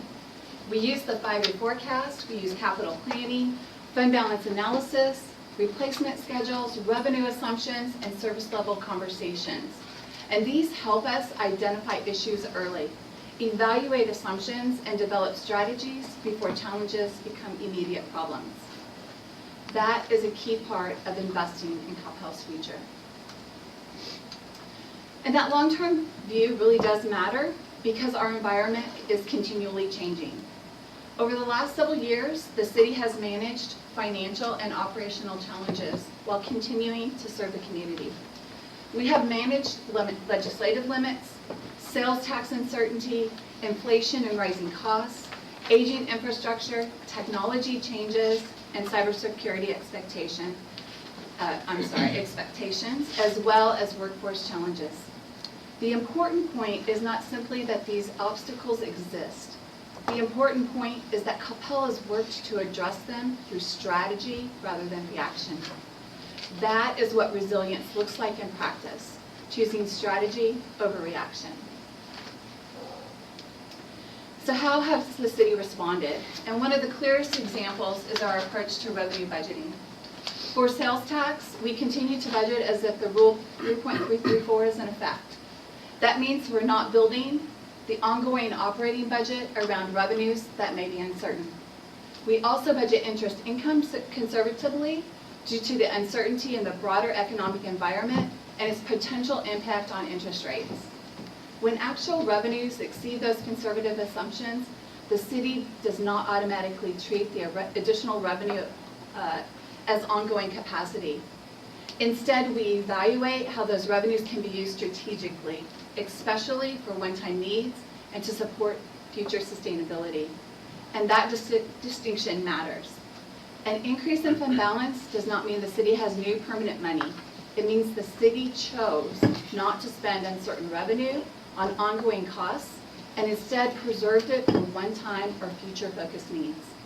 Conservative revenue strategies protect the operating budget, preserve flexibility, and allow the city to adapt over time rather than react. But revenue strategies are just one side of the resiliency story. The other side is how we manage expenditures. As costs rise, technology changes, infrastructure ages, and recruiting for key positions become more difficult, staff has to be just as intentional on the expenditure side as we are on the revenue side. That doesn't mean looking only for reductions. It means asking better questions about how work is organized, how services are delivered, and how resources are aligned with the value provided to the community. One strategy is reorganizing roles as vacancies occur. Another is leveraging technology to handle routine tasks. We are also reevaluating vendor services and contracts. And finally, we are thoughtfully evaluating activities that may bring limited value to the community with the goal of understanding where staff time and resources are being used and whether those efforts continue to align with council's direction, the Vision 2040, service expectations, and community impact. Expenditure strategies help us manage pressure without immediately jumping to service reduction. They give us the time to analyze data, evaluate options, and make thoughtful recommendations. They also help us determine whether a service should continue as is, be delivered differently, be modified, or in some cases, be reduced or eliminated. And that's not about stepping back from service. It's about focusing capacity on the work that matters most and continuing to adapt over time. When our revenues and expenditure strategies work together, they really create something very important, and that is the ability to be intentional. The revenue strategies help protect the operating budget and create one-time capacity when revenues perform better than conservative assumptions. The expenditure strategies help us manage ongoing pressure, cost pressures, evaluate how work is delivered, and focus resources on services and activities that provide meaningful value to the community. And together, these strategies create the ability to invest in Coppell's future in a disciplined and sustainable way. And one way the city has done that is through transfers. And this slide shows a transfer is not spending and it's not new revenue. It's just simply moving resources from one fund or bucket to another. And this slide shows how transfers have been used to invest in Coppell's future. The first example is the transfer of approximately $31 million from the general fund to the infrastructure maintenance fund for traffic and city facility projects that were identified over a 5-year period. The fiscal year 26 budget also included a $5.5 million transfer to the municipal drainage utility district for drainage projects. And the city has also transferred resources from the general fund to replacement funds to fully fund capital replacement needs and information technology replacement needs expected over the next 5 years. In addition, the city has a portion of the general fund's fund balance in a strategic reserve. As one-time opportunities are identified that support future sustainability, those resources can be transferred to the appropriate fund and used intentionally. The city has also created an assigned fund balance amount for Vision 2040 so that resources are available for items that support the community's long-term vision and strategy. Those decisions matter because they show that the city is not only focused on the current year. We are using current financial capacity to prepare for future infrastructure needs, future technology needs, capital replacement needs, drainage needs, and community needs. Those are examples of investing in Coppell's future. But another important part of Coppell's resilience is the city's fund balance policy. When the charter requirement of 10%, council's 15% policy requirement, and the 50% unassigned fund balance policy are combined, the city maintains a strong fund balance position totaling 75% of budgeted expenditures. That reserve strength is intentional. It gives the city time, it gives the city flexibility and options to absorb uncertainty, respond to one-time needs, and supports the city's bond rating and avoids reactionary decisions. When you put these pieces together, conservative revenue assumptions, disciplined expenditure strategies, future-focused transfers, and strong reserves, you see the impact of decisions made over time. This discipline has allowed Coppell to continue delivering high-quality service, preserve financial flexibility, avoid reactionary decisions, and prepare for future infrastructure, technology, equipment, drainage, and service needs. It doesn't mean the city has avoided pressure. It means the city has been able to manage pressure by using resources strategically instead of building unsustainable ongoing commitments. The positive impact of this approach is visible in the city's ability to keep moving forward, continue serving the community, and planning for what comes next. And that's important to recognize. But the story doesn't, but this is not where the story ends. That same discipline that helped Coppell reach this position of financial strength will be needed for new challenges as they emerge. Legislative challenges, economic shifts, aging infrastructure, technology expectations, and recruitment challenges, as well as evolving service expectations and the cost of maintaining Coppell's quality of life, will continue to require thoughtful planning and strategic thinking. That is why the financial strategy sessions matter. They give us the opportunity to connect revenue, expenditures, services, infrastructure, people, technology, and long-term sustainability before recommendations come forward. So the message tonight is about both appreciation and preparation. Appreciation for the work that has strengthened Coppell's financial position. We planned early. We protected flexibility. We managed both revenues and expenditures with discipline. We moved capacity into future-focused purposes. Those decisions strengthened Coppell's resilience and created a positive impact for the organization and community. And at the same time, the work continues. The services may look different over time. Some may be delivered differently. Some may rely more on technology. Some programs or activities may need to be evaluated to ensure they continue providing meaningful value to the community. And if the data shows they don't, some services, programs, or activities may need to be reduced or eliminated. But that doesn't mean Coppell is stepping back from service. It means that we are doing the work to adapt thoughtfully, focus resources where they provide the greatest community value, and protect the quality of life our community values. That is what investing in Coppell's future means. So as we move into the financial strategy sessions, what I hope we carry forward is this. Coppell is financially strong because decisions were made with the future in mind. The next set of conversations should continue that same discipline, understanding the impact on people, services, infrastructure, and long-term sustainability before recommendations come forward. Resilience is not a finish line. It is a continued commitment to thoughtful decisions today with the future in mind. Did I make my 15 minutes? That's my message for you tonight as you start the financial strategy sessions, and I'm happy to answer any questions that you might have.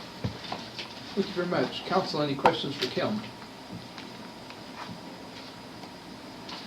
We're all excited to get into the special revenue fund. Okay, got Ramesh and then Don. Thank you, Mayor. Just a quick comment, Kim. Thanks for starting the presentation by saying you didn't have to go through the basics because of me. I appreciate it. Great presentation, thank you. Don? I thought you were going to have No. Don. I appreciate you lining it up that way, and I do think I think staff has done such a great job the last 5 or 6 years, and even before that, but since I've been around, of preparing us for the future, and Kim summed it up nicely.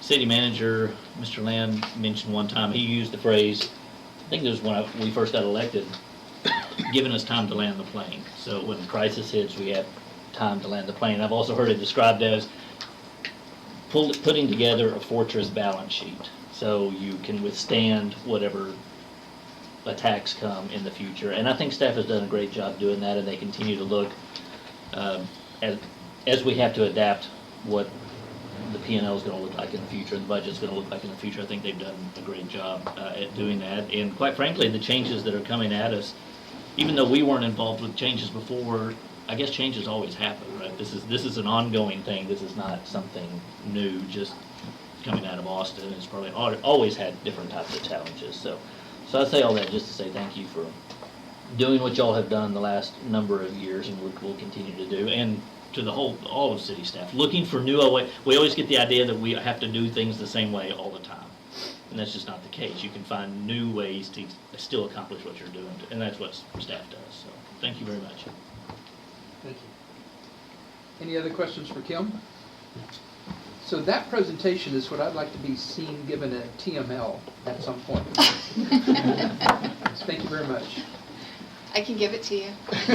No, I meant, like, not me giving it. You giving it. You're being volunteered. Item D is presentations and discussions regarding special revenue funds. Mr. Collins. Thank you, Mayor.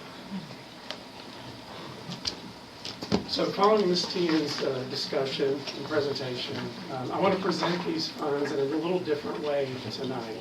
And I want to emphasize what these special revenue funds, and I'm going to specifically talk about the 6 major special revenue funds, what they do for the community and how they are spent, how they're used, some of their limitations. They're all limited in their revenue as well as their expenditures. And I'll ask for some feedback around some of the programs. I'll specifically have 3 questions that we want direction from council or some feedback on at the end of the presentation. But I hope what you hear tonight is that these funds are used to reinvest in Coppell, to build resiliency and to build sustainability in our infrastructure and the programs that have already been built. You also hear about how these budgets help us cover state mandates, unfunded mandates, and cover the costs of the impacts of Rule 3.334, as 3.334 reduces our ability to generate revenue, or how we budget revenue. So I'll be covering the 6 major special revenue funds, followed by the water sewer fund. And as a reminder, these do have limitations in both the revenues and the expenditures. And I will note that when we review the smaller special revenue funds, even though I'm not going to specifically present them, they are in your packet, and you will notice that usually they have smaller revenue streams, smaller net balances, but we do review those. When needs come up, we look at the allowable uses for those other special revenue funds to see where we can cover some of those costs. One quick example, we've done some AV equipment replacement at the courts. We used one of the special revenue funds to cover some of that equipment. So we don't look at those funds sitting there and say, what can we go spend this on? But when we do identify a need, we go and look at those special revenues funds to find out if they're an eligible expenditure. And while I won't be specifically talking about the Austin Gap, these are important funds in terms of providing an outlet and other sources of funding for things that are really needed. And if these special revenue funds did not exist, then they would need to be covered by the general fund.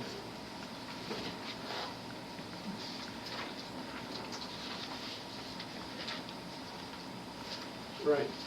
So these are the major special revenue funds that I'm going to cover. And just one quick note, I'm going to highlight specific decisions as I go through each fund, and then at the end, we'll summarize the feedback and the decisions that we're asking for council. And if you have any questions about any of the numbers in your packet, I'm going to be specifically targeting the programs and the services, but if you have any questions on the numbers, you can ask us, or you can ask us later, and we'll get those answers to you. So I'm going to start with the hotel occupancy tax fund, the HOT fund. It is a restricted use fund. It can only be used for certain uses. The city collects 7%, and we do expect some future growth. Currently, we have 5 hotels that are open, 2 under construction, 6 approved for construction, and 1 in the entitlement process. And of those, we have 2 hotels that are currently receiving a HOT fund rebate. One of those expires in 2027, so it's on the tail end of that rebate. The other one has just started, so we got 100% rebate on that second hotel. 2 have agreements, and that will begin as soon as construction completes. We do have flexibility. You can see if you look at revenues versus expenditures, as well as if you look in the fund balance, we have some flexibility. And so one of the recommendations highlighted here is that we can use HOT funds to increase marketing support for the resident companies, specifically the chorale, the orchestra, and theater Coppell, sorry. And what that would be is initially a one-time support to get some marketing collateral for them that they could use. But then we obviously could bring back other marketing support in the future, and that would be less than $50,000. And we do have that flexibility within the HOT fund. Next is the Municipal Drainage Utility District. This fund is only used for expenses related to the drainage system. So whether it is a creek through a park or city-owned facility, or outfalls and head walls associated with storm drain, we can only use the Drainage Utility District by statute on drainage-related expenditures. But I can tell you that needs are outpacing the revenues. And we are completing an updated DUD rate study currently. That will be introduced to you to start a discussion around the DUD rate structure. We'll be having that at a work session in August. And so we'll be talking about those long-term needs,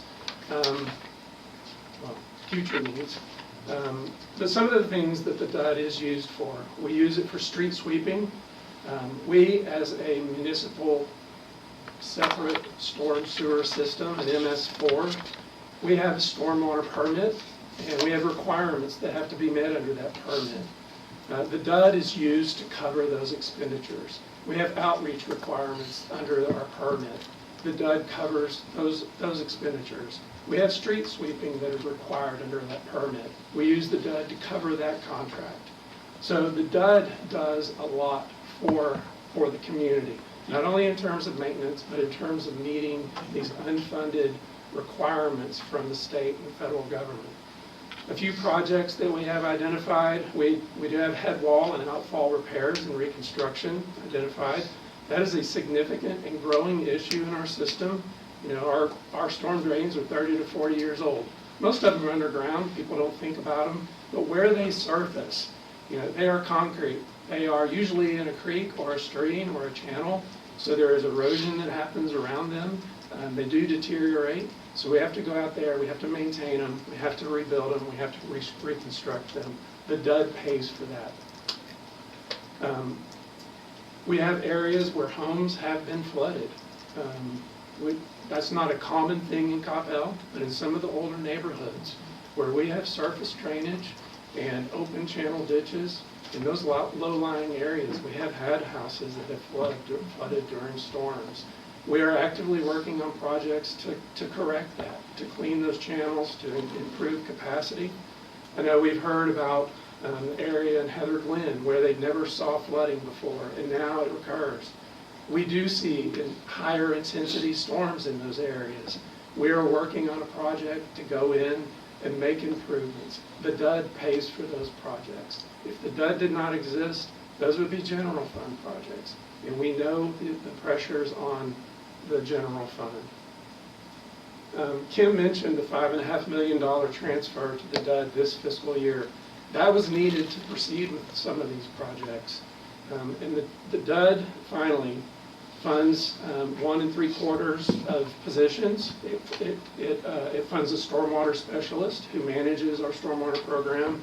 It funds half of an assistant director and 1/4 of one of our construction inspectors. I shouldn't have a favorite. This is my favorite of our special revenue funds. It's the IMF, and it was really created for transparency.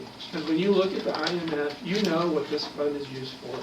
It is for infrastructure maintenance, and it is a renewal and a resilience fund. That is what it's intended for. It's to maintain and to reinvest and rebuild our infrastructure. The revenue is generated from 2 sources. We have the street maintenance quarter-cent sales tax. That's a dedicated sales tax, as well as a general fund transfer that happens in the budget every year.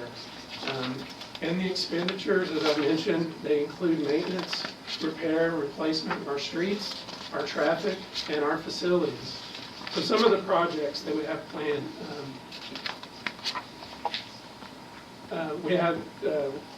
the expenditures include a $7.25 million capital outlay for that includes Southwestern Boulevard reconstruction. It includes $2.5 million, another $2.5 million for concrete panel replacement around the city, $750,000 for sidewalk, alley, and ADA improvements and repairs and maintenance. It also includes asphalt overlays where we partner with Dallas County, a storage building at the service center that will house materials during our winter events where we need storage of our de-icing material, as well as to provide cover for our vehicles when we have extreme like hail and dangerous spring weather typically.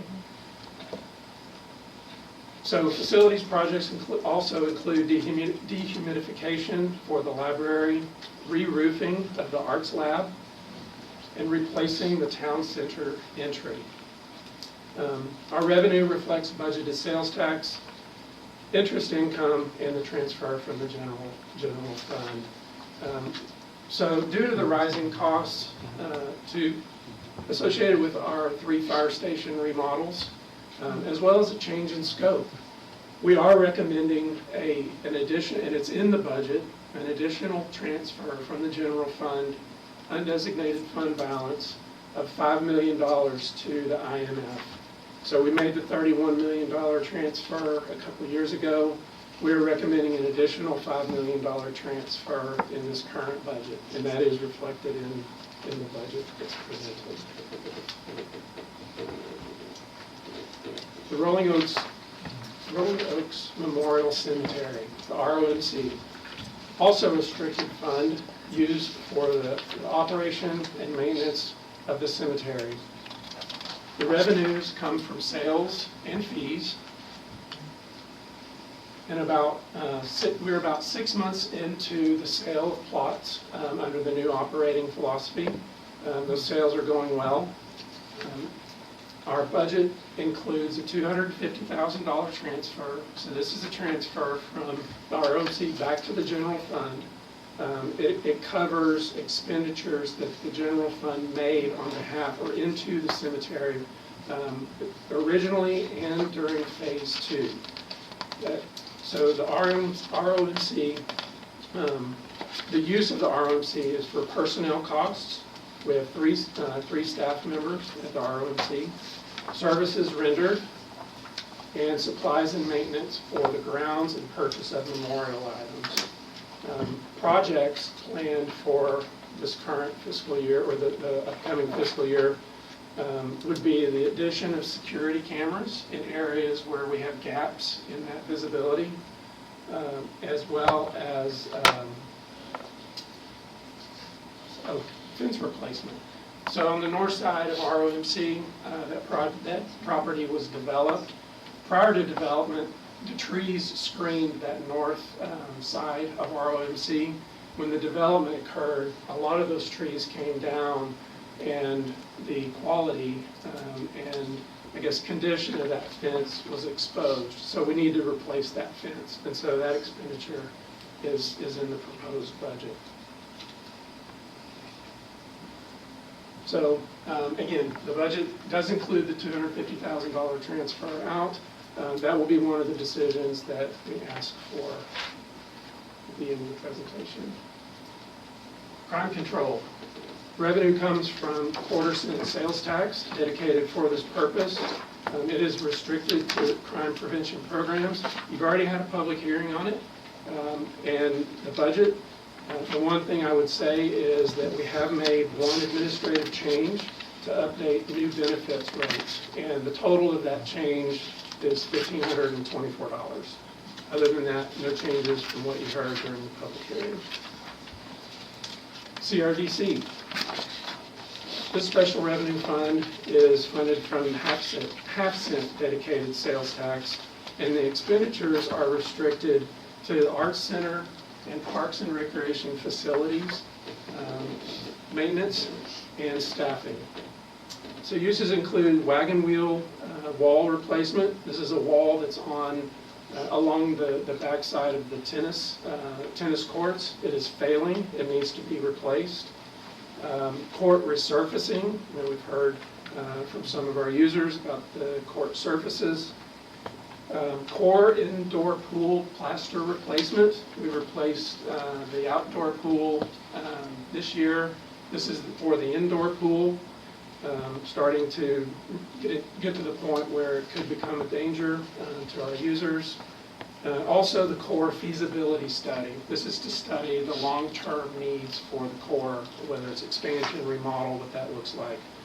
We have Andy Brown East final pond restoration, wagon wheel soccer fence, and this is for the playing fields. We have fence around the practice fields. This would be for the playing fields, as well as investigating and hopefully constructing improvements to the Andy Brown West High School connector.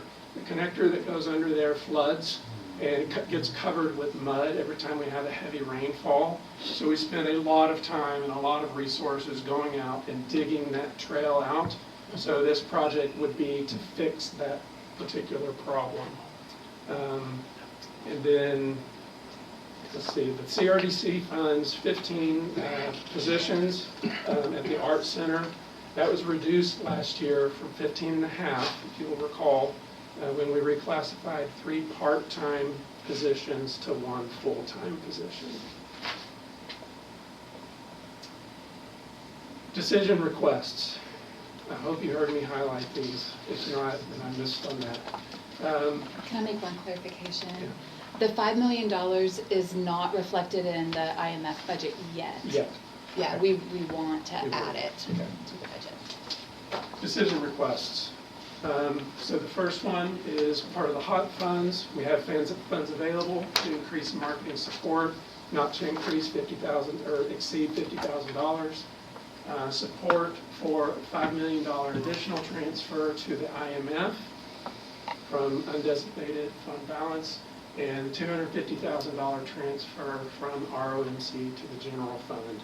The ROMC does have sufficient revenues and fund balance to make that transfer, and it would help the general fund. I know I ran through that really fast, but yeah. Thank you. Had a couple of questions. Jim? Thank you, Mayor. And thanks, Kent. Appreciate that. I just had a couple questions based on my review of the materials before your presentation. Do you have any idea why we saw a decrease in the HOT collections despite the greater number of rooms? Are the vacancies that high, or any? And you may not. I just may be a little out of your guard. I don't know. Yeah, I don't. They don't really show us that. We receive a report that just shows us what their revenue is, and they pay and then it's a form that shows, here's what we made, here's the 7%, and this is what we owe you. Yeah. But we don't. It just makes me wonder if the additional rooms that are coming on will manifest in that much more revenue. Just a precautionary note. So can I make one comment? Of course, Councilmember absolutely. Walker? So the way that we get our proposed revenues for hotel occupancy is Mindy had met with several of the hotels, and they provided us their estimate, and so that's what we base the revenue on. Ah, okay. So it may We just need be to their update that. estimates were They gave us like incorrect. a 5-year window, and so she'll go back and see if she can get them to do that again. Okay, yeah, because I would think the World Cup example might have, helped out a little bit. I would say, in talking to Mindy, the expectation, she believes and expects that revenue will grow. Yeah, I hope so. And then looking at the Public Education Special Revenue Fund, I know this was not one you highlighted because it's so small, but we haven't tapped into that $94,000 balance for a while for any expenditures, and we don't have any planned. Is that a 10-cent charge that we could just pause for a period of time? So that's the 10 cent that is on the water bill for recycle. And talking with Louie, they started spending it. Right, for the cart Yes, program. the cart program. Okay. They're starting The to. recycle cart. Ah, okay, but that's not going to show on the projected budget for the next fiscal year? Is it- that would have been- Or it's maybe No, what we were it's provided? this current year right now. Okay, so that may change then on the projection for 27? His indication was that they plan to start using that fund more. So I think you will see that fund balance come down. Okay, good, well, thank you. Then on the Crime Control and Prevention District, and again, I was told there'd be no math, but is there a reason the capital outlay increased to roughly 6.5 million, but the amount for 2027 is proposed is down to 1,275? That has to do with Intech, It's intact. the construction of the 911 center. Yes, sir. So this year we amended we included in the budget our portion of the payment. Okay. All right, so that, okay, So thanks. that's the equivalent of one-time money. Yeah, okay, thanks, Mike. And then, do we know why our expenses in the water and sewer fund declined by a little over $1 million? I haven't covered water sewer project. Oh, Next. sorry. I didn't have a cutoff on my notes. We'll answer that question when we get into. Okay, fair enough. Thank you. Kevin? So question about the resident art company. So the $50,000 ask, is that just like a blanket marketing for all of the companies, or would they be allocated, each company would receive a equal amount, proportional amount, and then who is actually doing the marketing? None of the above. So, and I meant to, so the idea is this would go into staff's budget. We would engage a consultant to help each of the resident companies build their marketing collateral. So they're kind of all over the place. Some of them don't really have the ability to generate graphics, to work with their webpage. So we would help them kind of level up so that they could then go out and use those materials and those tools to market more effectively. So if I understand correctly, so each company, so they would they be able to choose what specific collateral they receive, or would this be like, here is the collateral that the company is recommending? Our staff would work with them directly. Understood. And this came out of conversations that we had with each of the resident companies over the last couple of months. And consistently, we asked them, what could we help with, right? And they said, well, we could really help with some marketing support, outreach support. And this was one of the things that we talked with them about, just to help them get leveled up. One final question on this. Is the idea you increase their marketing, with the goal of maybe getting more turnout to events, more participation, sell more tickets, allow these companies to generate more revenue? Is that safe to say that that is the goal? The goal is to help the resident companies be more successful in the Arts Center. Gotcha. Perfect. Thank you very much. Right, Ramesh? Thank you, Mayor. Kent, great presentation. I like the first bullet. You know, when you say the staff marketing support, were you thinking existing staff or a new head? Oh, no, we're working on identifying a consultant, a marketing consultant to come in and help us. Perfect. Because from what my reading of the different service organization has, all of them had the marketing spend there.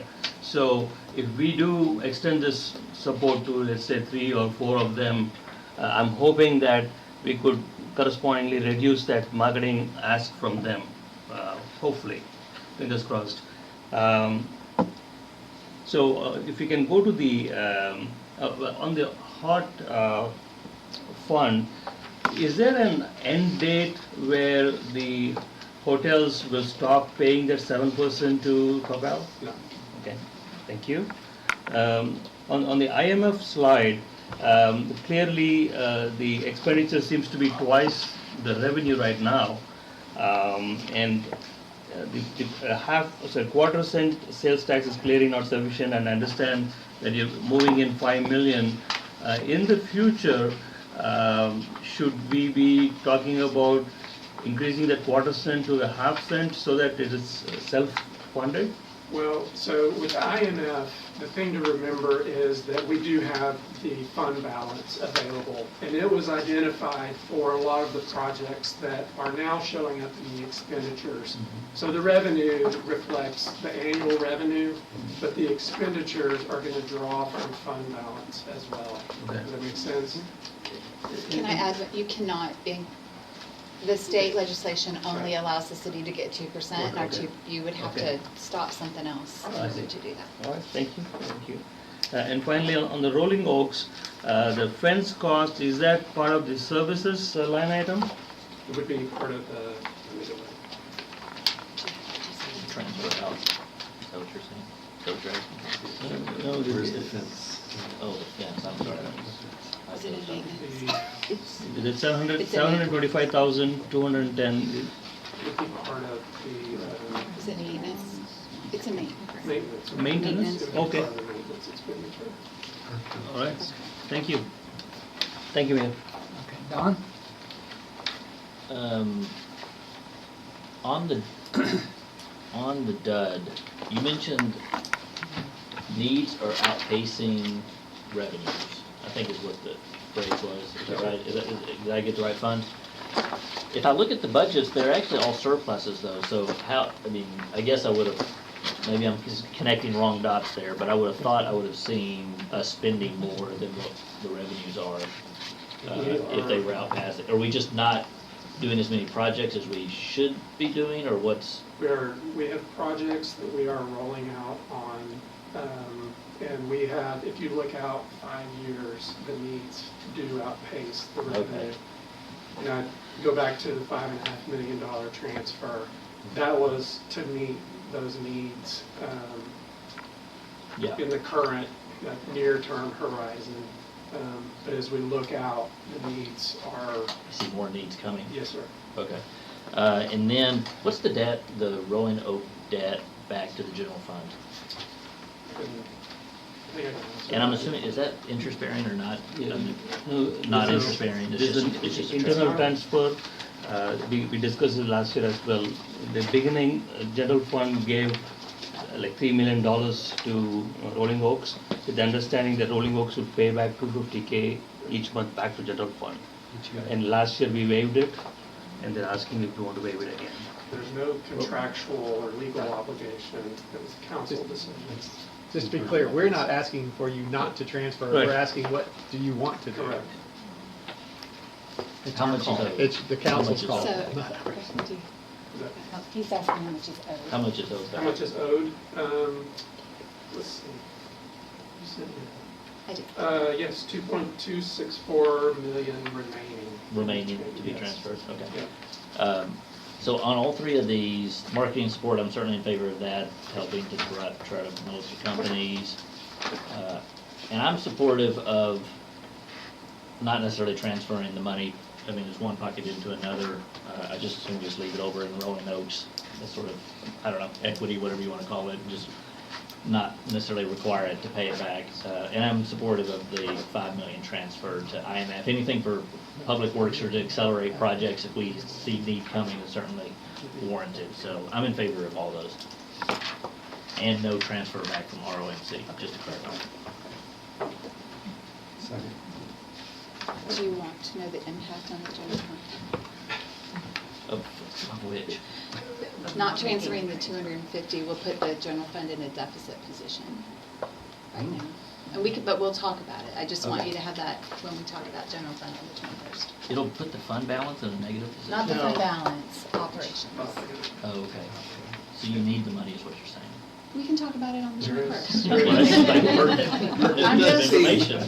That transfer does have an impact on the general fund, Yes. as well as ROMC fund. Okay, Bijou? Thank you, Mayor. Ken, you mentioned the marketing for resident companies, $50,000 for consulting fee? Then. Not to exceed, we're getting quotes, right? I mean, we're getting estimates right now.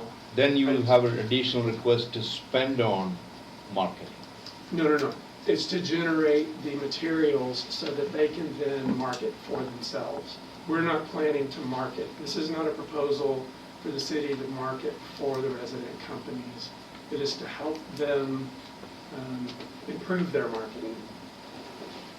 Okay, how many residents companies requested this? It's 3. Coppell, the orchestra, and Theater Coppell were the ones that were provided that feedback. Even the farmers market and the garden, and they're also spending money on marketing. Bijou, anything else? No, that's okay. Ramesh? Thank you, Mayor. So going back to the comment on DUD, you mentioned you're going to come back with a revised rate. Is there a timeline? August. Okay. Is when you'll first see it. That's not, that won't be the proposal. It's just to, And when will it go into effect for the residents? well, the plan or the schedule that we've laid out was it would come to you for adoption early next calendar year. Thank you, Ken. The revenues are not built on projected revenues. Correct. Okay. It's only based on the current fees that we're currently generating. Understood. In terms of decisions, mine is yes to all 3. So we're actually going to address this during the next session Okay. of the water and sewer budget. And I'll get a question for that. All right, any other questions on the special revenue funds? Okay, the time is 7:38. We are going to recess from the special finance session number 1 and enter into regular session of the City Council in the council chambers downstairs.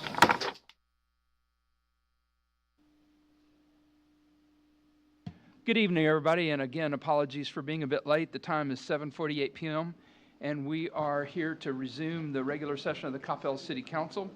Just as a reminder, persons wishing to speak during the citizens' appearance or public hearings must sign the registers located outside the council chambers. I did have a question on the public hearing. It looks like Mr. and Ms. Ahmed signed up for a public hearing. That is specifically for an agenda item. Were you wanting to speak during the public or the citizens' appearance? I wanted to appear in the citizens' appearance. Okay, I'll change that when we get to that Thank point. you. Thank you very much. Tonight we have Pastor Arthur Mendez of Valley Ranch Baptist Church here to give the invocation, and then we'll recite the Pledge of Allegiance, so please remain standing. Pastor.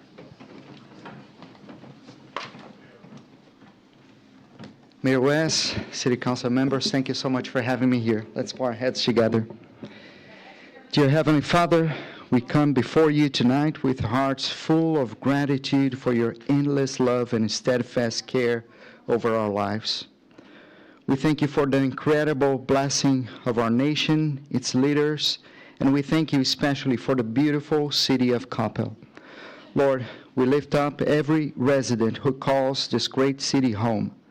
We ask for your special blessing upon Mayor West and the dedicated leaders of the City Council. Thank you for their willingness to serve, to give their time. We pray that you would grant them the divine wisdom needed to guide our community with integrity, foresight, and compassion. Father, we recognize that we live in challenging times and our community is not immune to the difficulties of the world around us. In the face of these challenges, we ask that you would unify us, knit our hearts together, because we know that when we stand united and with you as our foundation, we can confidently face whatever the future holds. Thank you for the profound privilege of coming to you in prayer tonight and for the freedom to invoke your name over these important civic matters. We ask that your peace rest upon this room and that everything discussed tonight be addressed in an orderly, respectful, and constructive manner. We love you, we praise you, and we ask these things in Jesus' name. Amen. Amen. Please join me in the Pledge of Allegiance. I Pledge allegiance to the flag of the United States of America and to the republic which it stands, one nation, under God, indivisible, with liberty and justice for all. Please be seated.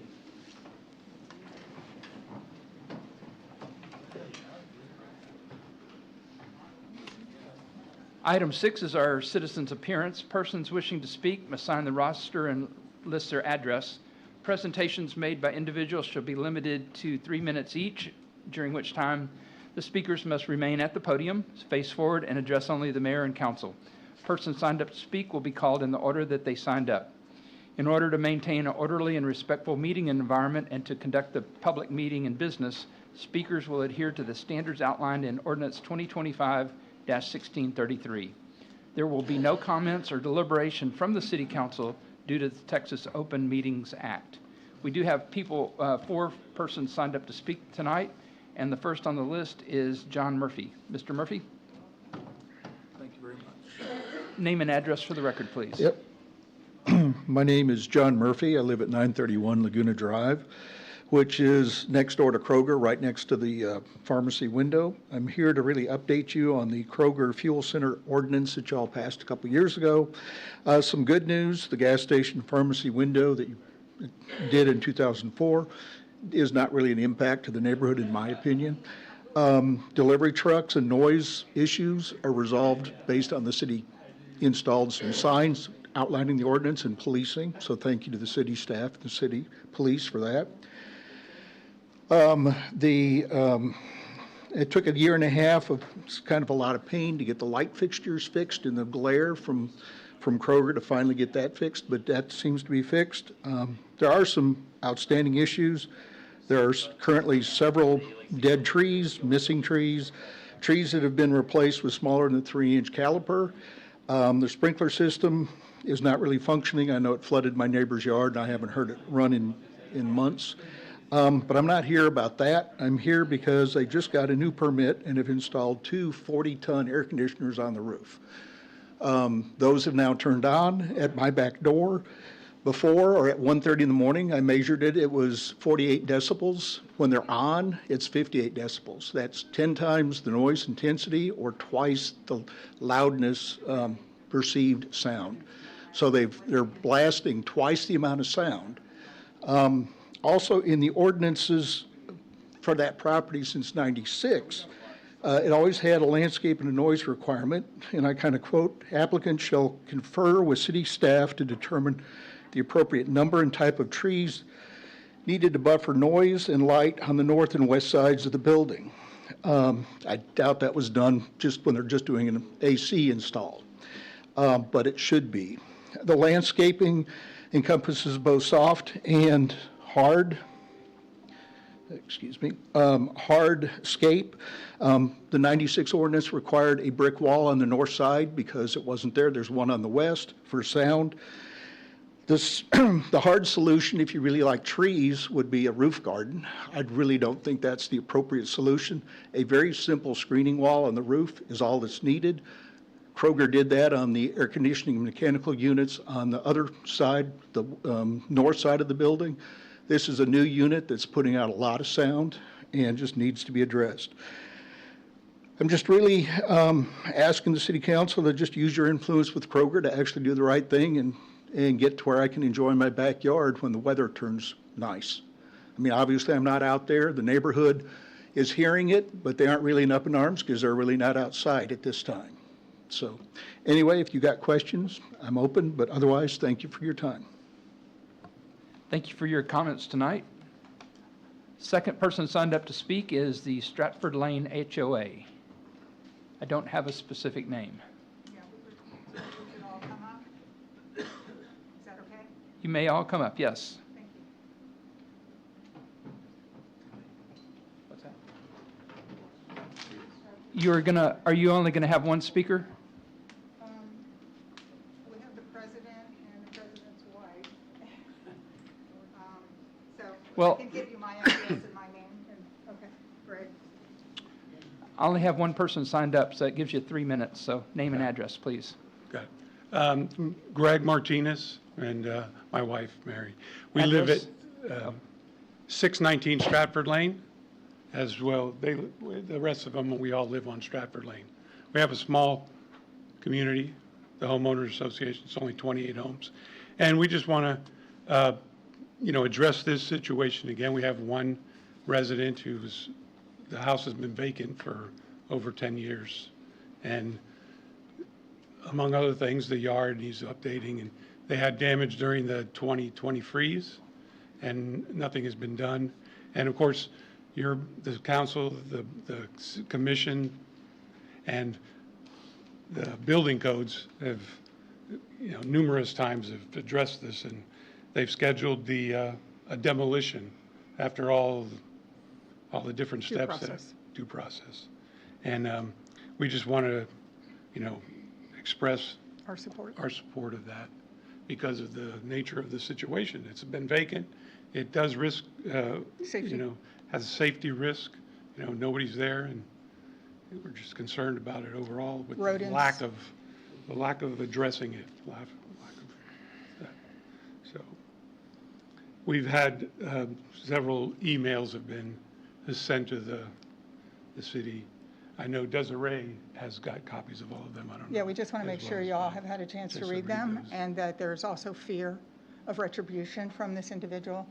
And so some people won't come and some people won't speak up, and that is a sad situation. That we cannot be civil, and I don't know where the gentleman that did the Ma'am, could you give me your name and address, please? Mary Knight Tyler, same address, 619 Stratford Lane. What the individual doing the invocation said, that, we live in a beautiful city. We live in Coppell, and we should uphold, the values and respect of each other. And I don't even believe they are living in Coppell anymore. My understanding is they live in Plano. And so, we all deserve respect. We all deserve a safe environment. There are children in our community, and this has been going on, and we understand due process. We have doctors, we have lawyers, we have CFOs, we have CEOs. We understand due process. The due process has been going on for 5 years, but the house has been empty for much longer than that.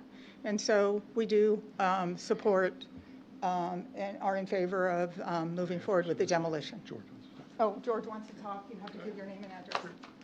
Hi, my name is George Cooper. I'm a retired physician. I live at 706 Stratford.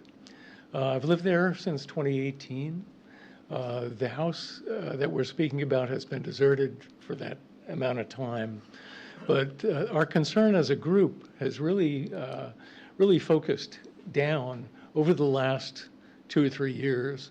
While an empty house is not such a problem, especially a nice empty house, the problem of concern arose because people were starting to loiter around the property. I mean, this is a neighborhood with, and I say it with some trepidation, but million-dollar homes. And a lot of us have small children. A lot of kids play in the street. They play around the houses. There is concern about who's staying on the property.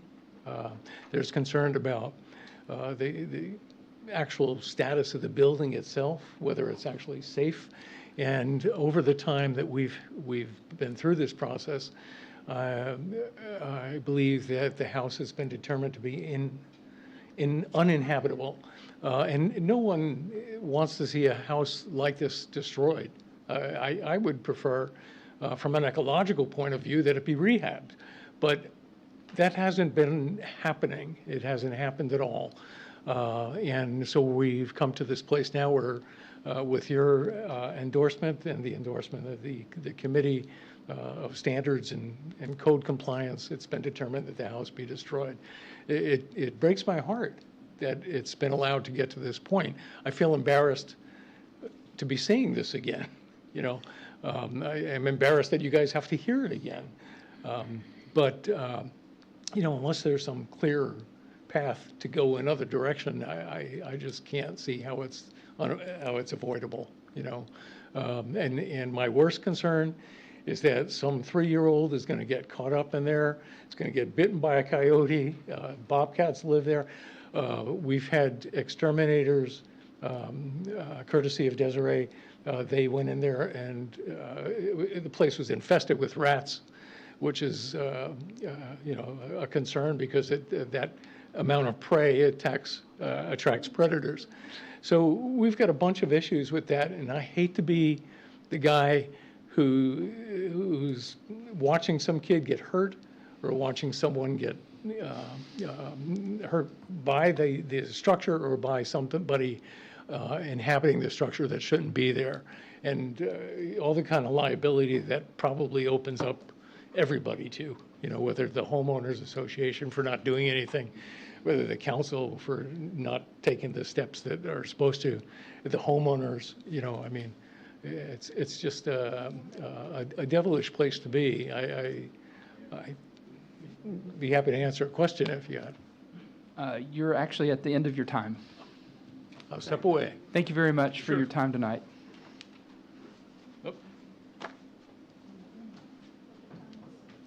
Our next speaker is Mr. Salman Ahmed.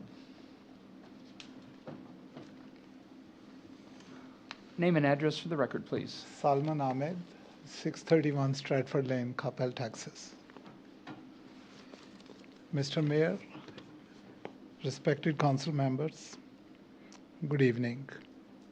I'm here to plead my case to save my house. I have tried to reach out to council members individually and also sent an email regarding the case to the entire council. I am here to make sure that you all should know that we are trying hard to fulfill city's code requirements. To accomplish that goal, we have signed a contract to start the rebuilding process. A deposit has been paid to the contractor. I have shown the proof of available funds to the members of the city staff. Roof and foundation inspection has been done and is cleared of any kind of damage. Robot control is in progress. I have paid Terminex $3,000 and they are taking care of it. Extermination is done by Orkin. Exterior of the house is being maintained. I'm here to inform you that some of the city staff has not been forthcoming in order to help us move forward with this project. Every time our contractor tried to apply for the construction permit, he was shunned in various ways. My personal experience, for which there is email evidence, I forwarded a roof inspection report. According to the report, roof is in excellent condition and needs no repair. There is evidence of 2 hail strikes on a wind turbine. I received a one-line response from Ms. Desiree. The inspection report says that there is hail damage to the roof. It's a blatant lie. From this response, it is very clear that some elements in the city want to go forth with the demolition of my house. Another extremely discouraging element was that power was disconnected more than 2 weeks prior to the June 30th deadline. We reached out to Encore. We were informed that city asked power disconnected and even meter removed from the property because they are planning to demolish this house. They are preparing to demolish this house. I do have a written statement from the contractor reflecting what he faced every time he tried to apply for the permit. If time allows, I would also like to read his statement to the council members. In the end, I would again like to request the City Council that please give me and my family an opportunity to rebuild our house at 631 Stratford Lane. Granted the opportunity, we will do our utmost to accomplish this project within the stipulated time. Thank you, and thank you for listening. Can I read my No, contract? sir, your time is up. Sure. Thank you very much. Absolutely. What's that? If you have other information, you can leave it with Ms. Thoden. She is also on the Yes, our speakers next list. speaker is Rohi Ahmed. You want my phone? Let me get my, give me 1 second. जाकर address करना. Where is the, आराम से बात करो. oh God, did I send you? Someone, did I send you that? This is your counting against your time. I'm right sorry. here. ये क्या बोल रहे हो? Right here. Okay. आपको मुझसे नहीं पढ़ा जाएगा. Can we, sorry, can we just forward this statement to you guys, to your email, the statement given by the contractor? Sure, absolutely. Okay, so in response to... Name and address, please. Oh, my name is Ruhi Ahmed, and I live at 631 Stratford Lane in Coppell. Not right now, but like that's my address. So in response to what my sweet neighbors are telling you, we moved out of that place because we have a child with developmental delay, and we were trying to look for the services for him. That's why we moved out. But when we were planning to move back in, our house got like damaged by freeze. And in regards to the rodents, we called the Terminex and 2 other companies who informed us that since both your neighbors on 2 sides are heavily infested with rodents and rats, that's why your house, since it was empty, it is affected too. But when we were living there, there were no rats in our house, whereas the entire Stratford Lane is infested with rats. And they are being treated. And one of the company told us that somebody left 1 mouse in your house, and it's localized, your infestation is localized to just 1 room because someone left a mouse here with some food, and that's what happened to your house. And I don't know, I just want to add one thing to it. My daughter, I hope she's never devastated. I hope she always stays happy. She did her undergrad from Harvard. She just graduated Harvard Law School, will be joining an elite law firm in DC. When I informed her about this demolition, she was in tears, and I again will say, may she never be devastated, but at this time, probably she is. She had been working along with her studies. She saved $90,000 in these 7 years of her student life, and she has transferred that $90,000 to our account just to save her house. And because she was only 18 months old when we moved to that house, and she was raised in that house. And she's a very sensitive person. And right now she's taking her bar exam, but she's really, really in bad situation. She wants to come home. She wants to do everything to save her house. So I would again request, please do not demolish our house at the request of our racist neighbors. Thank you for your comments. Your time is up. Thank you very much for your time tonight. All right. Item number 7 is our consent agenda. The consent agenda is routine in nature and is generally enacted in a single motion. These items have been previously approved for the budget or past council actions. Any item may be pulled and considered separately. Full descriptions are available on the screen. And I apologize to the council for skipping over the work session to discuss this. Does anybody have any questions on any of the consent agenda or wish to pull an item?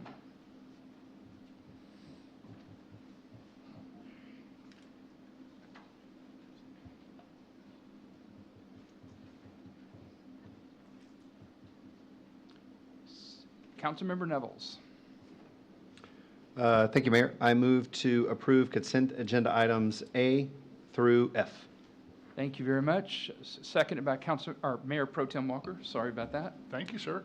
All in favor?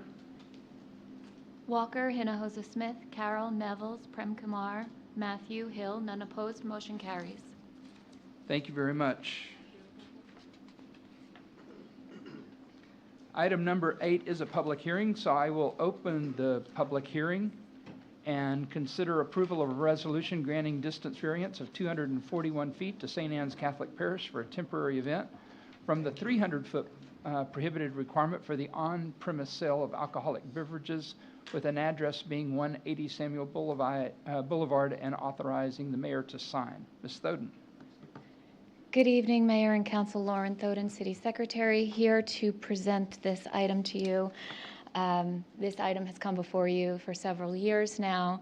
It is the public hearing to request the 241-foot distance variance for St. Anne's for their carnival.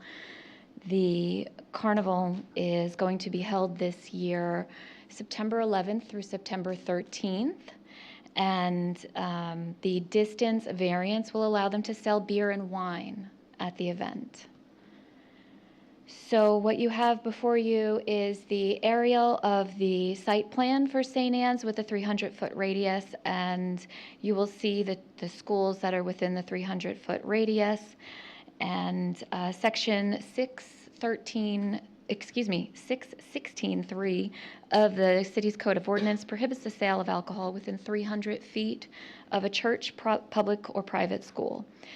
So Coppell Early Care and Education is located at 103 Samuel Boulevard, and New Tech High School is at 185 Parkway Boulevard, and they are both within that 59-foot proximity, thus the need for the variance.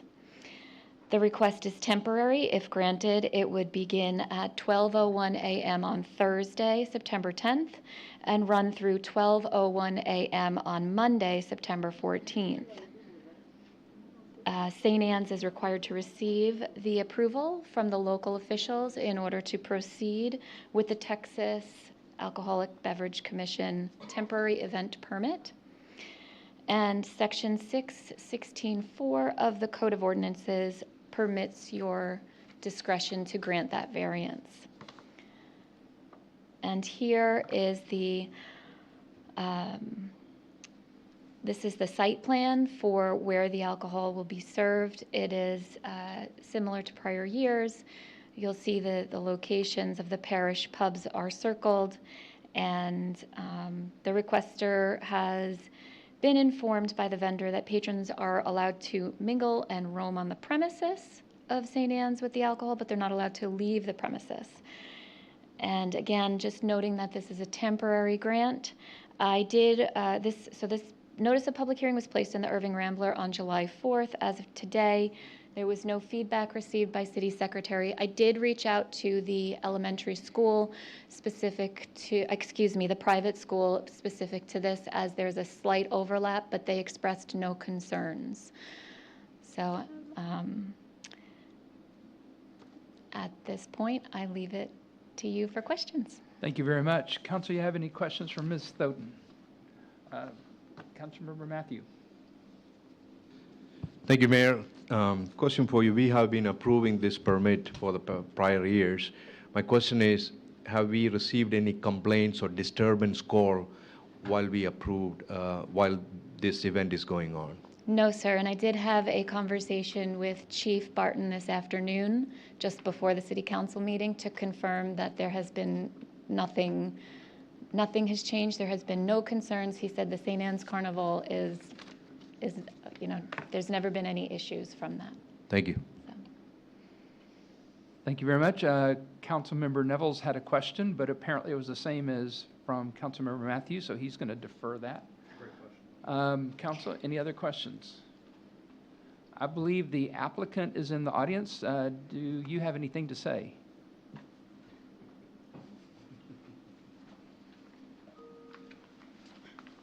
Hi, Ken Whistler, 169 Glendale here in Coppell. We just want to say thank you. We love this event. This is our 5th year serving beer and wine. We haven't had any incidents as we found out. We take it very seriously. We've got a secure staff. We partner with Macklin's Catering to provide the product, and we're all licensed servers, and we take it seriously. So we thank you for your support of the carnival. Okay, So, thank you. Thank you. Council, any questions?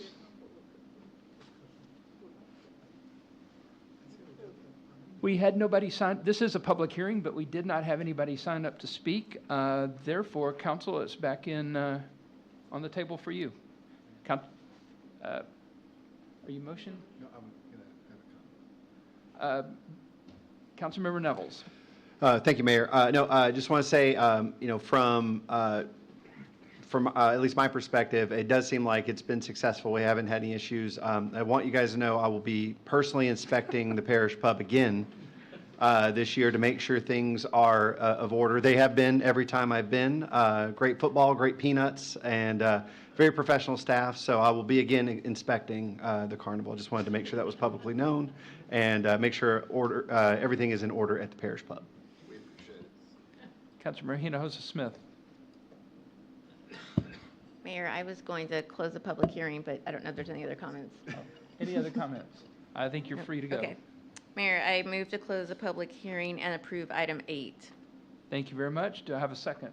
Councilmember Neville's with that endorsement. All in favor?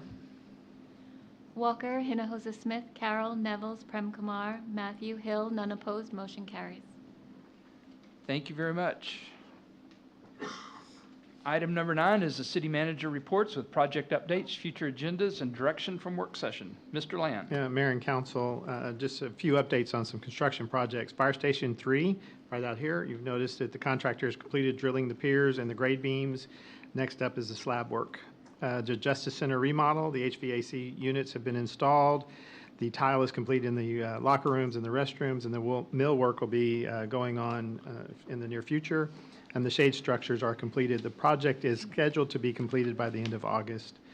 On Royal Lane, if you've driven by in that area, the storm drain installations are in progress. Atmos gas line relocations are in progress, and subgrade work is in progress. Bullock and Howell, street concrete pours are complete. Driveway pours on Howell are complete. Driveway pours on Bullock are in process, and restoration is in progress on Howell. And finally, a thank you to all those who participated in the Community Experiences Trail Master Plan. The feedback was extremely important. Teague, Nolan, Perkins is compiling and analyzing the feedback received, and the board continues to progress. The monthly Parks and Recreation Board meeting, which is held on the first Monday of each month at 6:30, just as a reminder. So they'll be giving an update in August. That's all I have, Mayor. Thank you very much. Item number 10 is council and mayor reports on recent and upcoming events. I'd like to thank the entire community for the over 15,000 community members that came out to celebrate Independence Day, our 250th anniversary of the United States. It was a tremendous event, and it did well to honor our nation on its birthday. I was estimating that we had more than that, but I'll take 15,000 any day. It was a great event, and I didn't see everyone was having a great time. So thanks to the community engagement group for putting that on. It was a tremendous day. One Coppell's Together We Dine event on July 9th was a strong success with over 80 community members participating. This interest far exceeded the number of available seats, and the gathering focused on civility and exploring what it meant to stay connected and maintain a community way of life. The next Together We Dine will be scheduled for November 5th. One Coppell believes everyone has a role to play, including our community youth.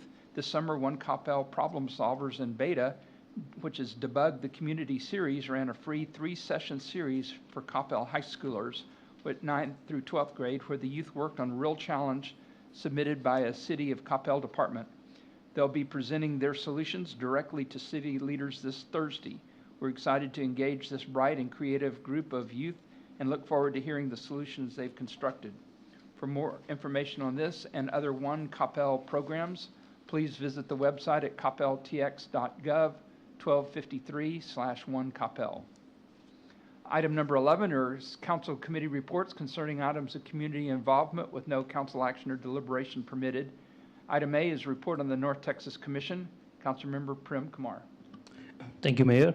The North Texas Commission is an association of North Texas cities, elected officials, and several industries with the clear goal of advocating for North Texas, not just in Austin, but also in Washington, D.C.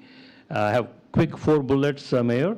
The North Texas Commission, working with FIFA, welcomed international visitors throughout the 2026 World Cup, and they are receiving positive feedback on their digital ads spotlighting our region's vibrant economy. The NTC is actively preparing for the 90th Texas Legislative Session, advancing regional priorities and bringing together leaders from business, government, and the community to ensure North Texas continues to compete and win on the national and global stage. Last fall, the North Texas Commission and NCD COG convened leaders of all member cities of DOT to address long-standing governance concern and strengthen collaboration between the transit agencies and its member communities. After months of productive discussions, a consensus was reached on a new governance model that has earned support from DOT and each of its member cities. And finally, Mayor, something that is close to your heart, the Metroplex Mayors Association continues to grow as the premier forum for municipal leadership in North Texas, bringing together 47 municipalities and partnering business organizations committed to addressing the opportunities and challenges facing our rapidly growing region. With that, I conclude my report. Thank you, Mayor. Thank you very much. Item number 12 are public service announcements concerning items of community interest with no council action or deliberation. Do we have any public service announcements? Seeing none, the time is 8:22 p.m. We will recess from the regular session and move into executive session in the first floor conference room. We will rejoin the regular session or resume regular session after that for one final presentation on our financial strategy concerning our water and sewer fund. So we are recessed into executive session. Thank you very much.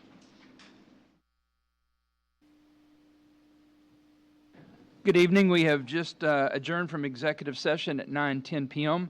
There will be no action resulting from that session. We are going to resume regular session of Part 2E of our Financial Strategy number 1 in the first floor conference room. The public is encouraged and invited to join us.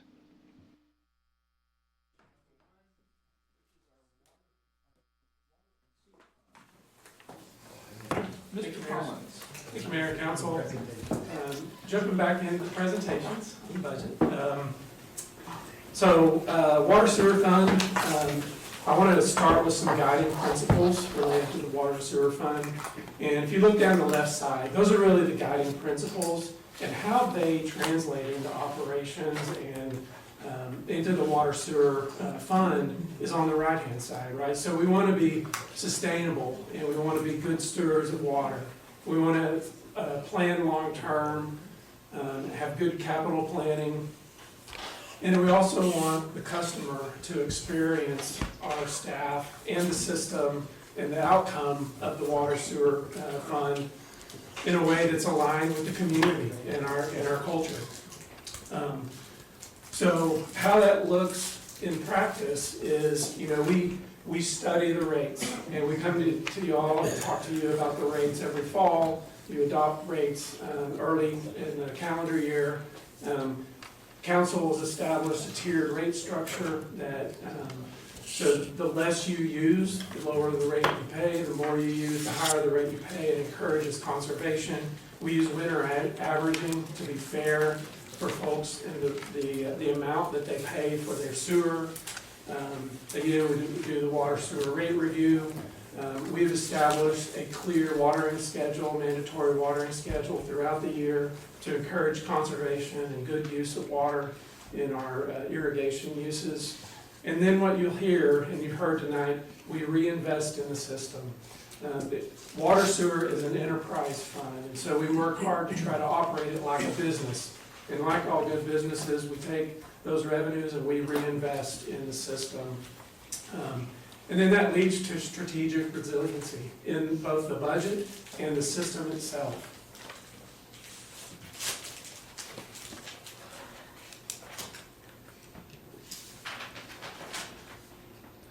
All right, so this next slide, it's going to be a pretty quick slide, honestly. It's the Water Sewer Fund revenue summary. The 25-26 adopted budget is on the left, and the 26-27 proposed budget is on the right. Revenues come primarily through water and sewer service collections, with interest and other income accounting for about $900,000. Next slide highlights expenditures or expenses by classification.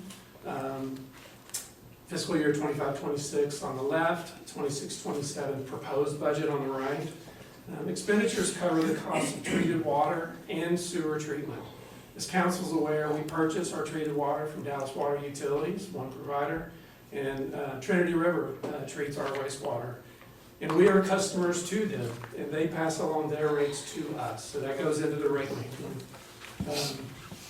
Water and sewer operation and maintenance, it pays for water, sewer operation and maintenance. Water quality, which those standards are mandated by TCEQ.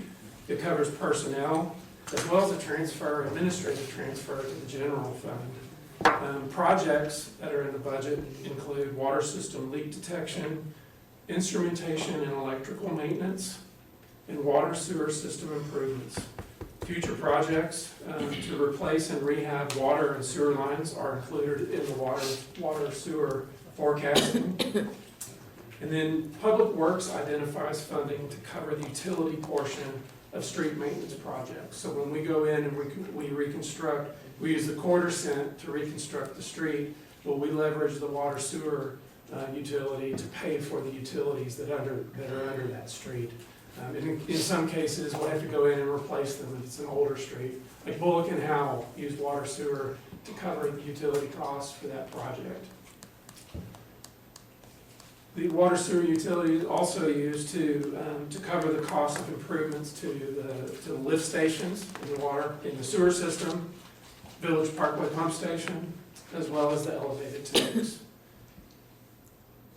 And I will say that expenses in the water sewer do fluctuate year to year. Because it does cover projects, those projects and the expenses related and the cost of those projects roll into the budget 1 year.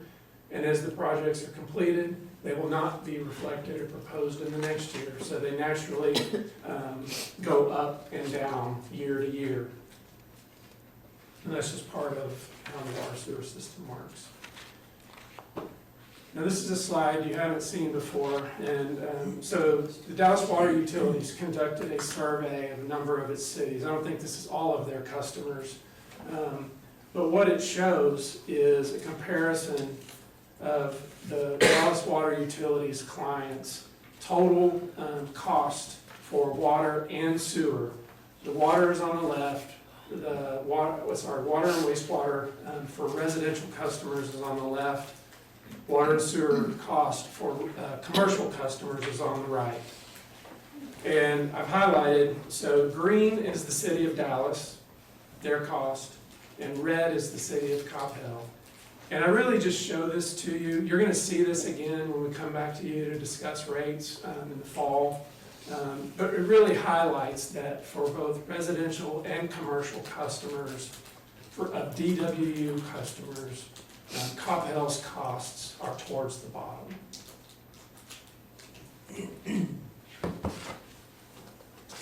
You'll see this again when we come to you to talk about rates. And that concludes my water sewer presentation. Ramesh, you had your hand up. Thank you, Mayor. Two questions, Ken. First of all, great presentation. My first is, if you go to the expenses summary, and is a portion of the DUD included in the expenses? If not, why not? DUD? Yeah, the drainage utility district. And the water sewer. Because that is completely different It's a from. separate, it's a completely separate fund. Okay. Go back one slide, please, on the DW rate comparison. This is very informative. What is a city on the residential that's comparable to Coppell in size? The Colony, I would say, is fairly comparable. Okay. DeSoto is a little larger. Farmers Branch is a little smaller. What's that? Their population's larger than us now. Is it? Yeah. Farmers Branch, yeah. West side. So what is the point of this? So is this conveying that we have negotiated really well, or we are managing really well? What is it saying? Well, it's really a reflection of the rates that have been set and are the rates that exist today. I would say that it is a well-managed system and that we have managed rates well through the years. We're also a younger system, and so as infrastructure ages, you have to invest more, and when you're investing more, have more projects, the rates tend to go up to cover the cost of those bonds if you're selling bonds, but just the expense of projects. But by and large, we have, because our infrastructure is relatively young, we have PVC pipe for the most part. Our pump station is relatively young compared to some of the older cities. We just have good infrastructure, and we started investing in the infrastructure relatively early. So Ramesh, let me ask you a question. What does this show you? And to me, it shows good news that the unit cost that we are paying to Dallas is lower compared to other cities. No. This is what our customers pay to us as a utility. Oh, what you're So this is the result of a survey. Dallas Water Utilities surveyed each of their customers, and this is a reflection of what the cities are charging their customers. Average water bill. Correct. Thank you for clarifying. Average water bill. I thought this is what we are paying to Dallas. No, this is a combined water and sewer cost that our customers pay to us. Thank you. On an average water bill, average sewer. Thank you, I didn't understand that. I'm good, thank you. So my question, what does it show you? That you understood my question, that I didn't understand the point? No. Okay, we'll skip it. To me, it's saying that we're undercharging our customers. Well, we're on that far down on the bottom end, and you see the things that we know that are coming up. We've got some room to move, at least. And I'm not saying move up to the top, but it's not that we're not overcharging anybody. Maybe that's a better way to put it. Jim, did you have a? Yes, sir. If I could add to that, it is an enterprise system. And so we are trying to charge the customers the rate that is needed to operate and reinvest in the system. As our system gets older, we will Coppell will likely move up because the infrastructure, the cost to maintain and reinvest will be more expensive in the future. But investing early is good, and it's running it like a well-run business. Jim? And to follow up on that too, Kent, we've been running all sorts of pipe replacement. We just installed the lift station. We just did all the improvements, generator and all that other stuff out there at the whatever you call where the big tanks are. Right, So- the pump station. Yeah, so we really have been investing quite a bit Yes, sir. continuously. I guess my question is, why are our commercial rates, I mean, not only at the very bottom of the list, but, I mean, literally like well under even the one right, I mean, whatever, Cockrell Hill, right above us? He probably has one client. Well, again, it's just a balance in the rates, and that's something we can look at. We can use this data when we come back to you for. But as an enterprise fund though, with respect to our commercial water and wastewater service, we're break even or slightly profitable as it is. As a utility on the whole, we are, yes, we are generating enough revenue to reinvest in our system without having to go out and sell more bonds. Even at the lowest rate of any other DWU The customer. current rate, yes, the current rate. Wow, that's really impressive. I think that's very impressive. Bijou? Yeah, thank you, Mayor. Who created this graph? The city of Dallas, Dallas Water Utilities. Okay. They did the survey and shared the results with SFE. Okay, reading the third line from the top, it says 6,200 gallons winter months average. Yeah, that's for the sewer calculation. Okay. Right. That's for the winter time. Correct. That's, yeah, 8,300 gallons per month is for for water. For water. Mhm. Is that a Coppell average? That was the survey indicator, right? Like, so we'd have a rate, and they said, send us what your customer would pay if they use this much water and you charge for this much sewer. So that way it's an apples to apples comparison of rates applied to a real world customer. Does that make sense? Okay. Yeah, so they said, hey, Coppell, you have residential and commercial customers. Send us what those customers would pay at these, at this volume or usage. Because we only have 12,000 residents, right? No, Talking about Units. accounts? Customers. That was over 14,000.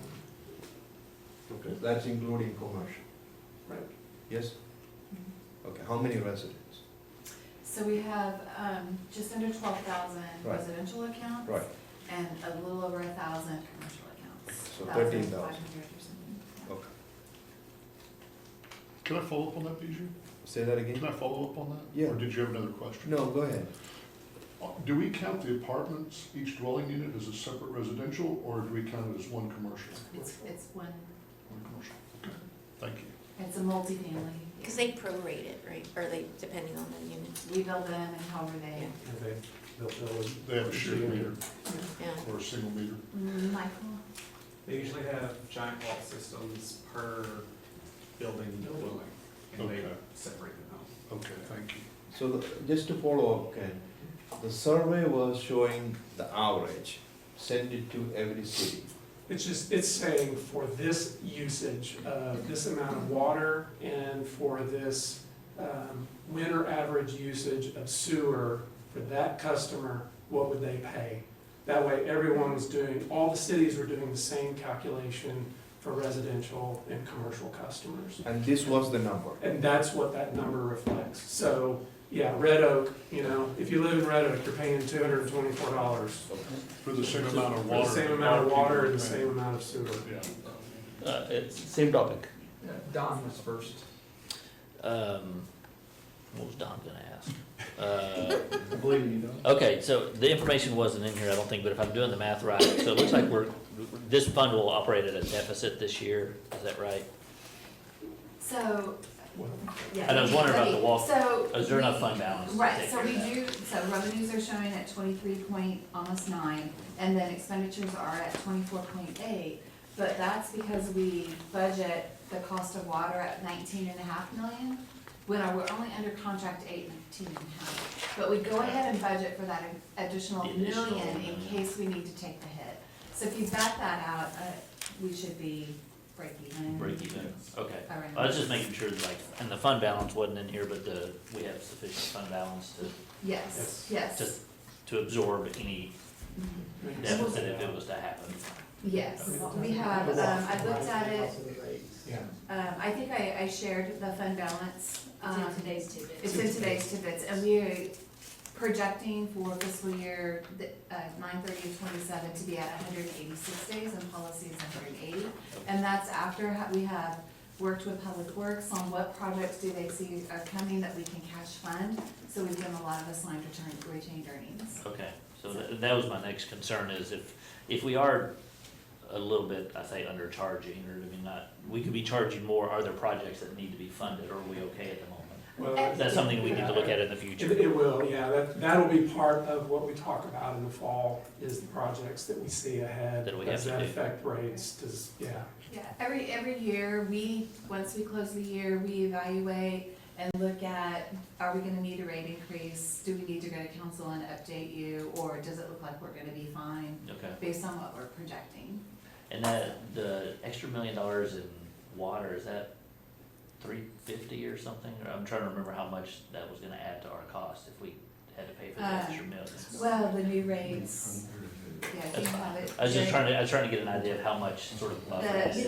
We have it. The extra $1 million is going, so currently it's 356,542 is per million gallons, and it's going up to 384,670. So that's sort of a little bit of the buffer that we have. Yes. We've already budgeted in. Yeah, in we case need it. budgeted that in, And and of course, if we would take it, then that means we're selling more water, Yeah. so. And to that point, I guess we've done pretty well on staying under the 18.5.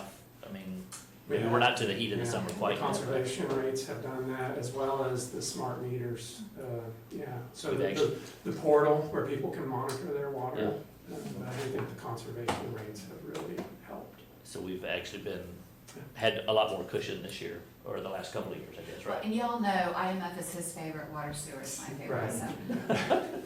You have all the. It's hard to sit here. We've had some Okay. strategic rains this summer. That's true. I mean, it's, you know, Yeah. we do want to sell some water. We need to sell it during the summer, but it's also not nice to not be sweating that extra $1 million. Right, Yeah. seeing if the tower reloads. Right. Right. Okay, thanks. Ramesh? Thank you, Mayor. I mean, going back to what Biju was asking, the way I understand this is Dallas City came up with this water average of 8,300 gallons per month per family, and then sewer of 6,200. That may not be what the actual average Coppell usage could be. So they came up with that numbers, and based on those numbers, they plugged in Coppell rates, and then came up with $87 in total for water and We plugged it in and sent it to them, yes. and there's a monthly cost of 87 per month, okay. Makes sense, thank you. Any other questions? Just a little note, the little teeny tiny town that I grew up in used their enterprise services, including their electric, because they were the electric supplier for the city. They supplied all the water and all the wastewater to all of the residents as a profit center. And by doing so, they were able to reduce their property tax. So it was a different model, but it was very effective. They made a lot of money off their electric system. And then there's Trinidad. Yeah. But anyway, just a different model. You know, as we move forward in the future, depending on what happens down in Austin, we may need to revisit, you know, some of these enterprise funds like that. Because if they're, not that you'd want to raise rates, but there is an opportunity there. Bijou? Yeah, just on a lighter note, I'm just asking, can you doing the presentation instead of the Kim staff or Kim, any reason? Experience. I don't get in front of y'all much anymore. Okay. So, you know, you used to see me a lot when I was the Public Works Director, presenting projects, and I don't know, it's been a while since I've been in front of you, so it's an opportunity to We to talk Just a little, sharing the- to talk a little, yeah. Well, we didn't pull out our handguns, so you're okay. Is it, Sharing the love, that's what it is. would it be okay if we Danny Barton, visited please. the decision Yeah. request? Oh, yes, yes, we did need a decision, I'm sorry, on this one tonight. Let's do these, we need Brianna back in here. She trusts us. So, let's take them one at a time, because I'm not sure that we're all gonna agree on every one of them. Is everyone in favor of giving a thumbs up of increasing the marketing support for our resident art companies? Yes. I see 1, 2, 3, 4, 5. Okay, thank you. I can tell you from experience that those groups do not have the resources to do marketing for themselves. They're just, this will really help them. And just to restate, that's coming out of pocket. And Mayor, can I, I'm hoping that if we, let's say, I'm using a number, if we say 50,000 for this marketing support, that 50,000 will be coming from whatever we would plan for the special, sorry, service org of the HOT. Yeah. So the service orgs under HOT, we would deduct that 50,000 from those three organizations? No. So we're going to give them everything they ask for, and on top of them, give them this. This is adding to our budget, to the city's budget. Okay. To All help right. them with some marketing support. Understood. So when we come back and finalize the numbers for the HOT service orgs, we can talk about what numbers we give them. That's okay. All right, support for $5 million of additional transfer to the IMF. I have a question.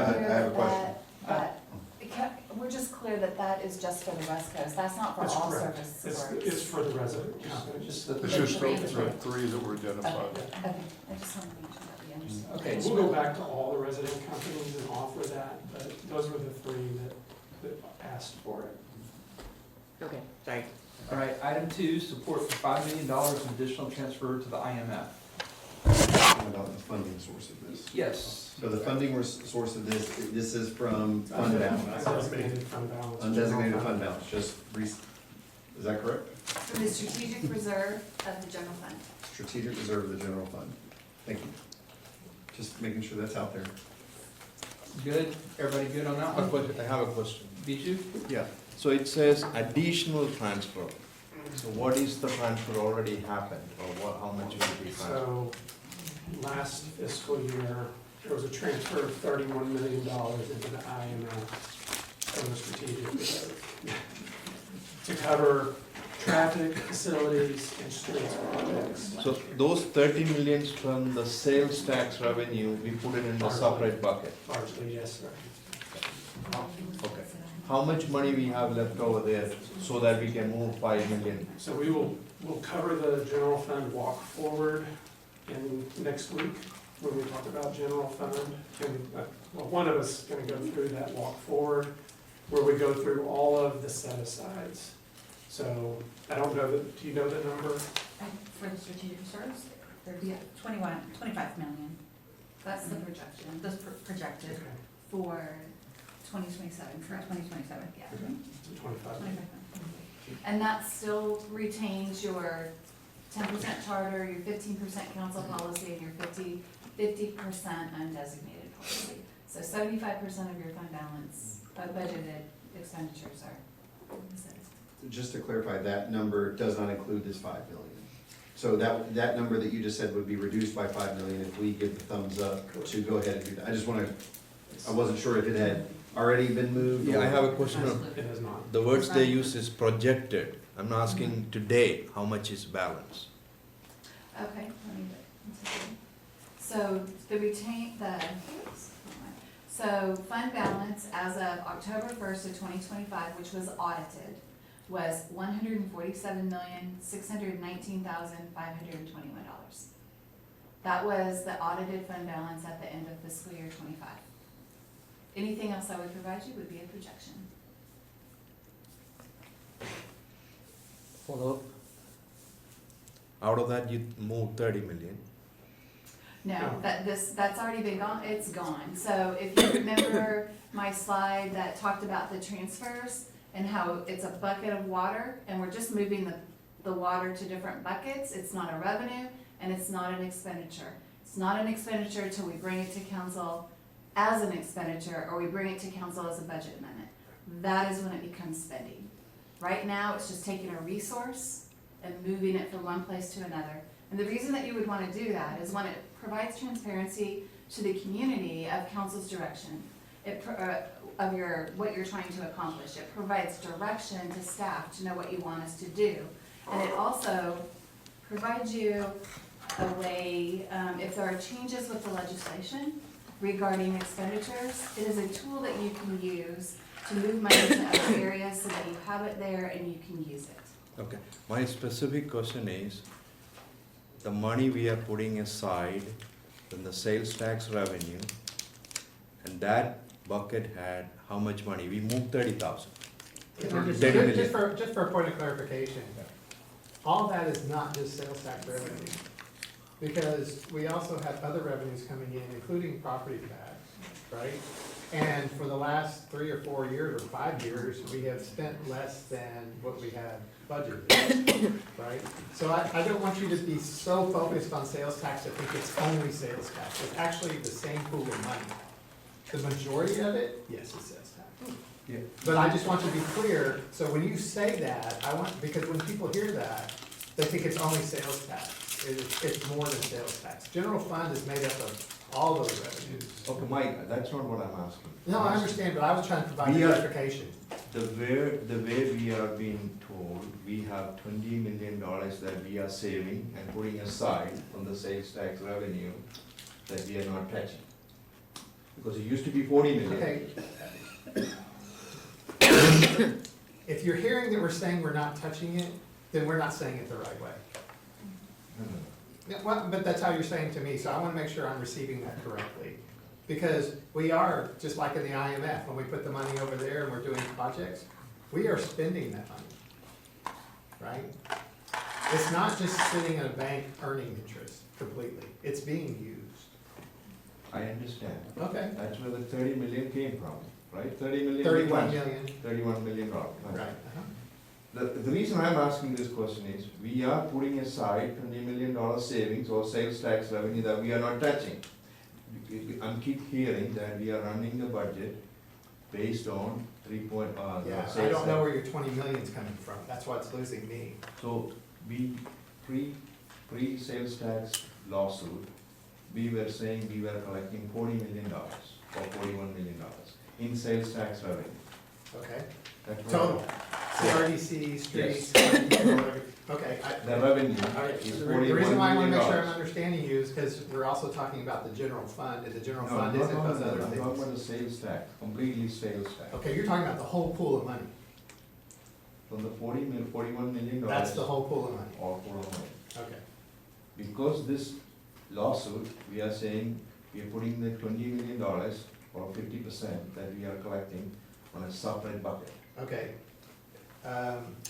In the line of buckets, the portion is going to CRDC and it's restricted for uses only in the CRDC. In the street department, it can only be used for IMF. Yeah, those are only from the 20 million portions. Okay, I'm trying to answer your question, and I don't think we're not talking the same thing. Okay, then we'll talk off time. Yeah, okay.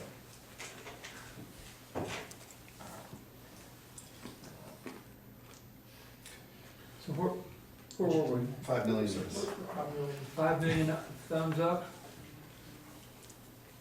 All right. Then last one, the 250,000 transfer from the Rolling Oaks to the general fund. I've got a question about that. I bet somebody has an answer for you. What's your question?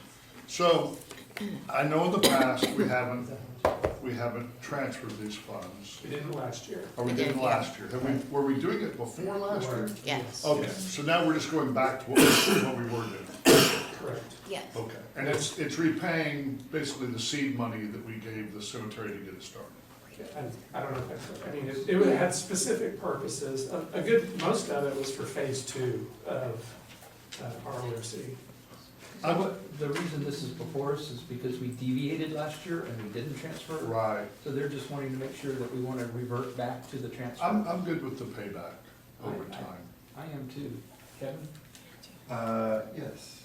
Okay. Comment. Kevin, or? Comment. Oh, no, I thought you were voting yes. Yes, and also a comment. Comment. And the reason I'm supporting this is that I think it's clean, and then we can measure ROMC performance based on the metrics that we defined it. So that's why I like this transfer. I think we should go back to doing this. So I vote yes. I'm indifferent. I'm in. We're good. You're the one that was pushing it last year. It's, Well, I know, yeah. but I was told I didn't have all the information. It's what we've been doing before. that we didn't have last year. I was told I had the wrong At a answer. higher rate. At a higher rate, that's correct. All right. I'm going to go out and adjourn the meeting, so thank you for your time tonight. Thank you. Hey, thank you, staff. Yeah. Good evening, everybody. The time is 9:46 p.m. There being no further business before this council, we are adjourned.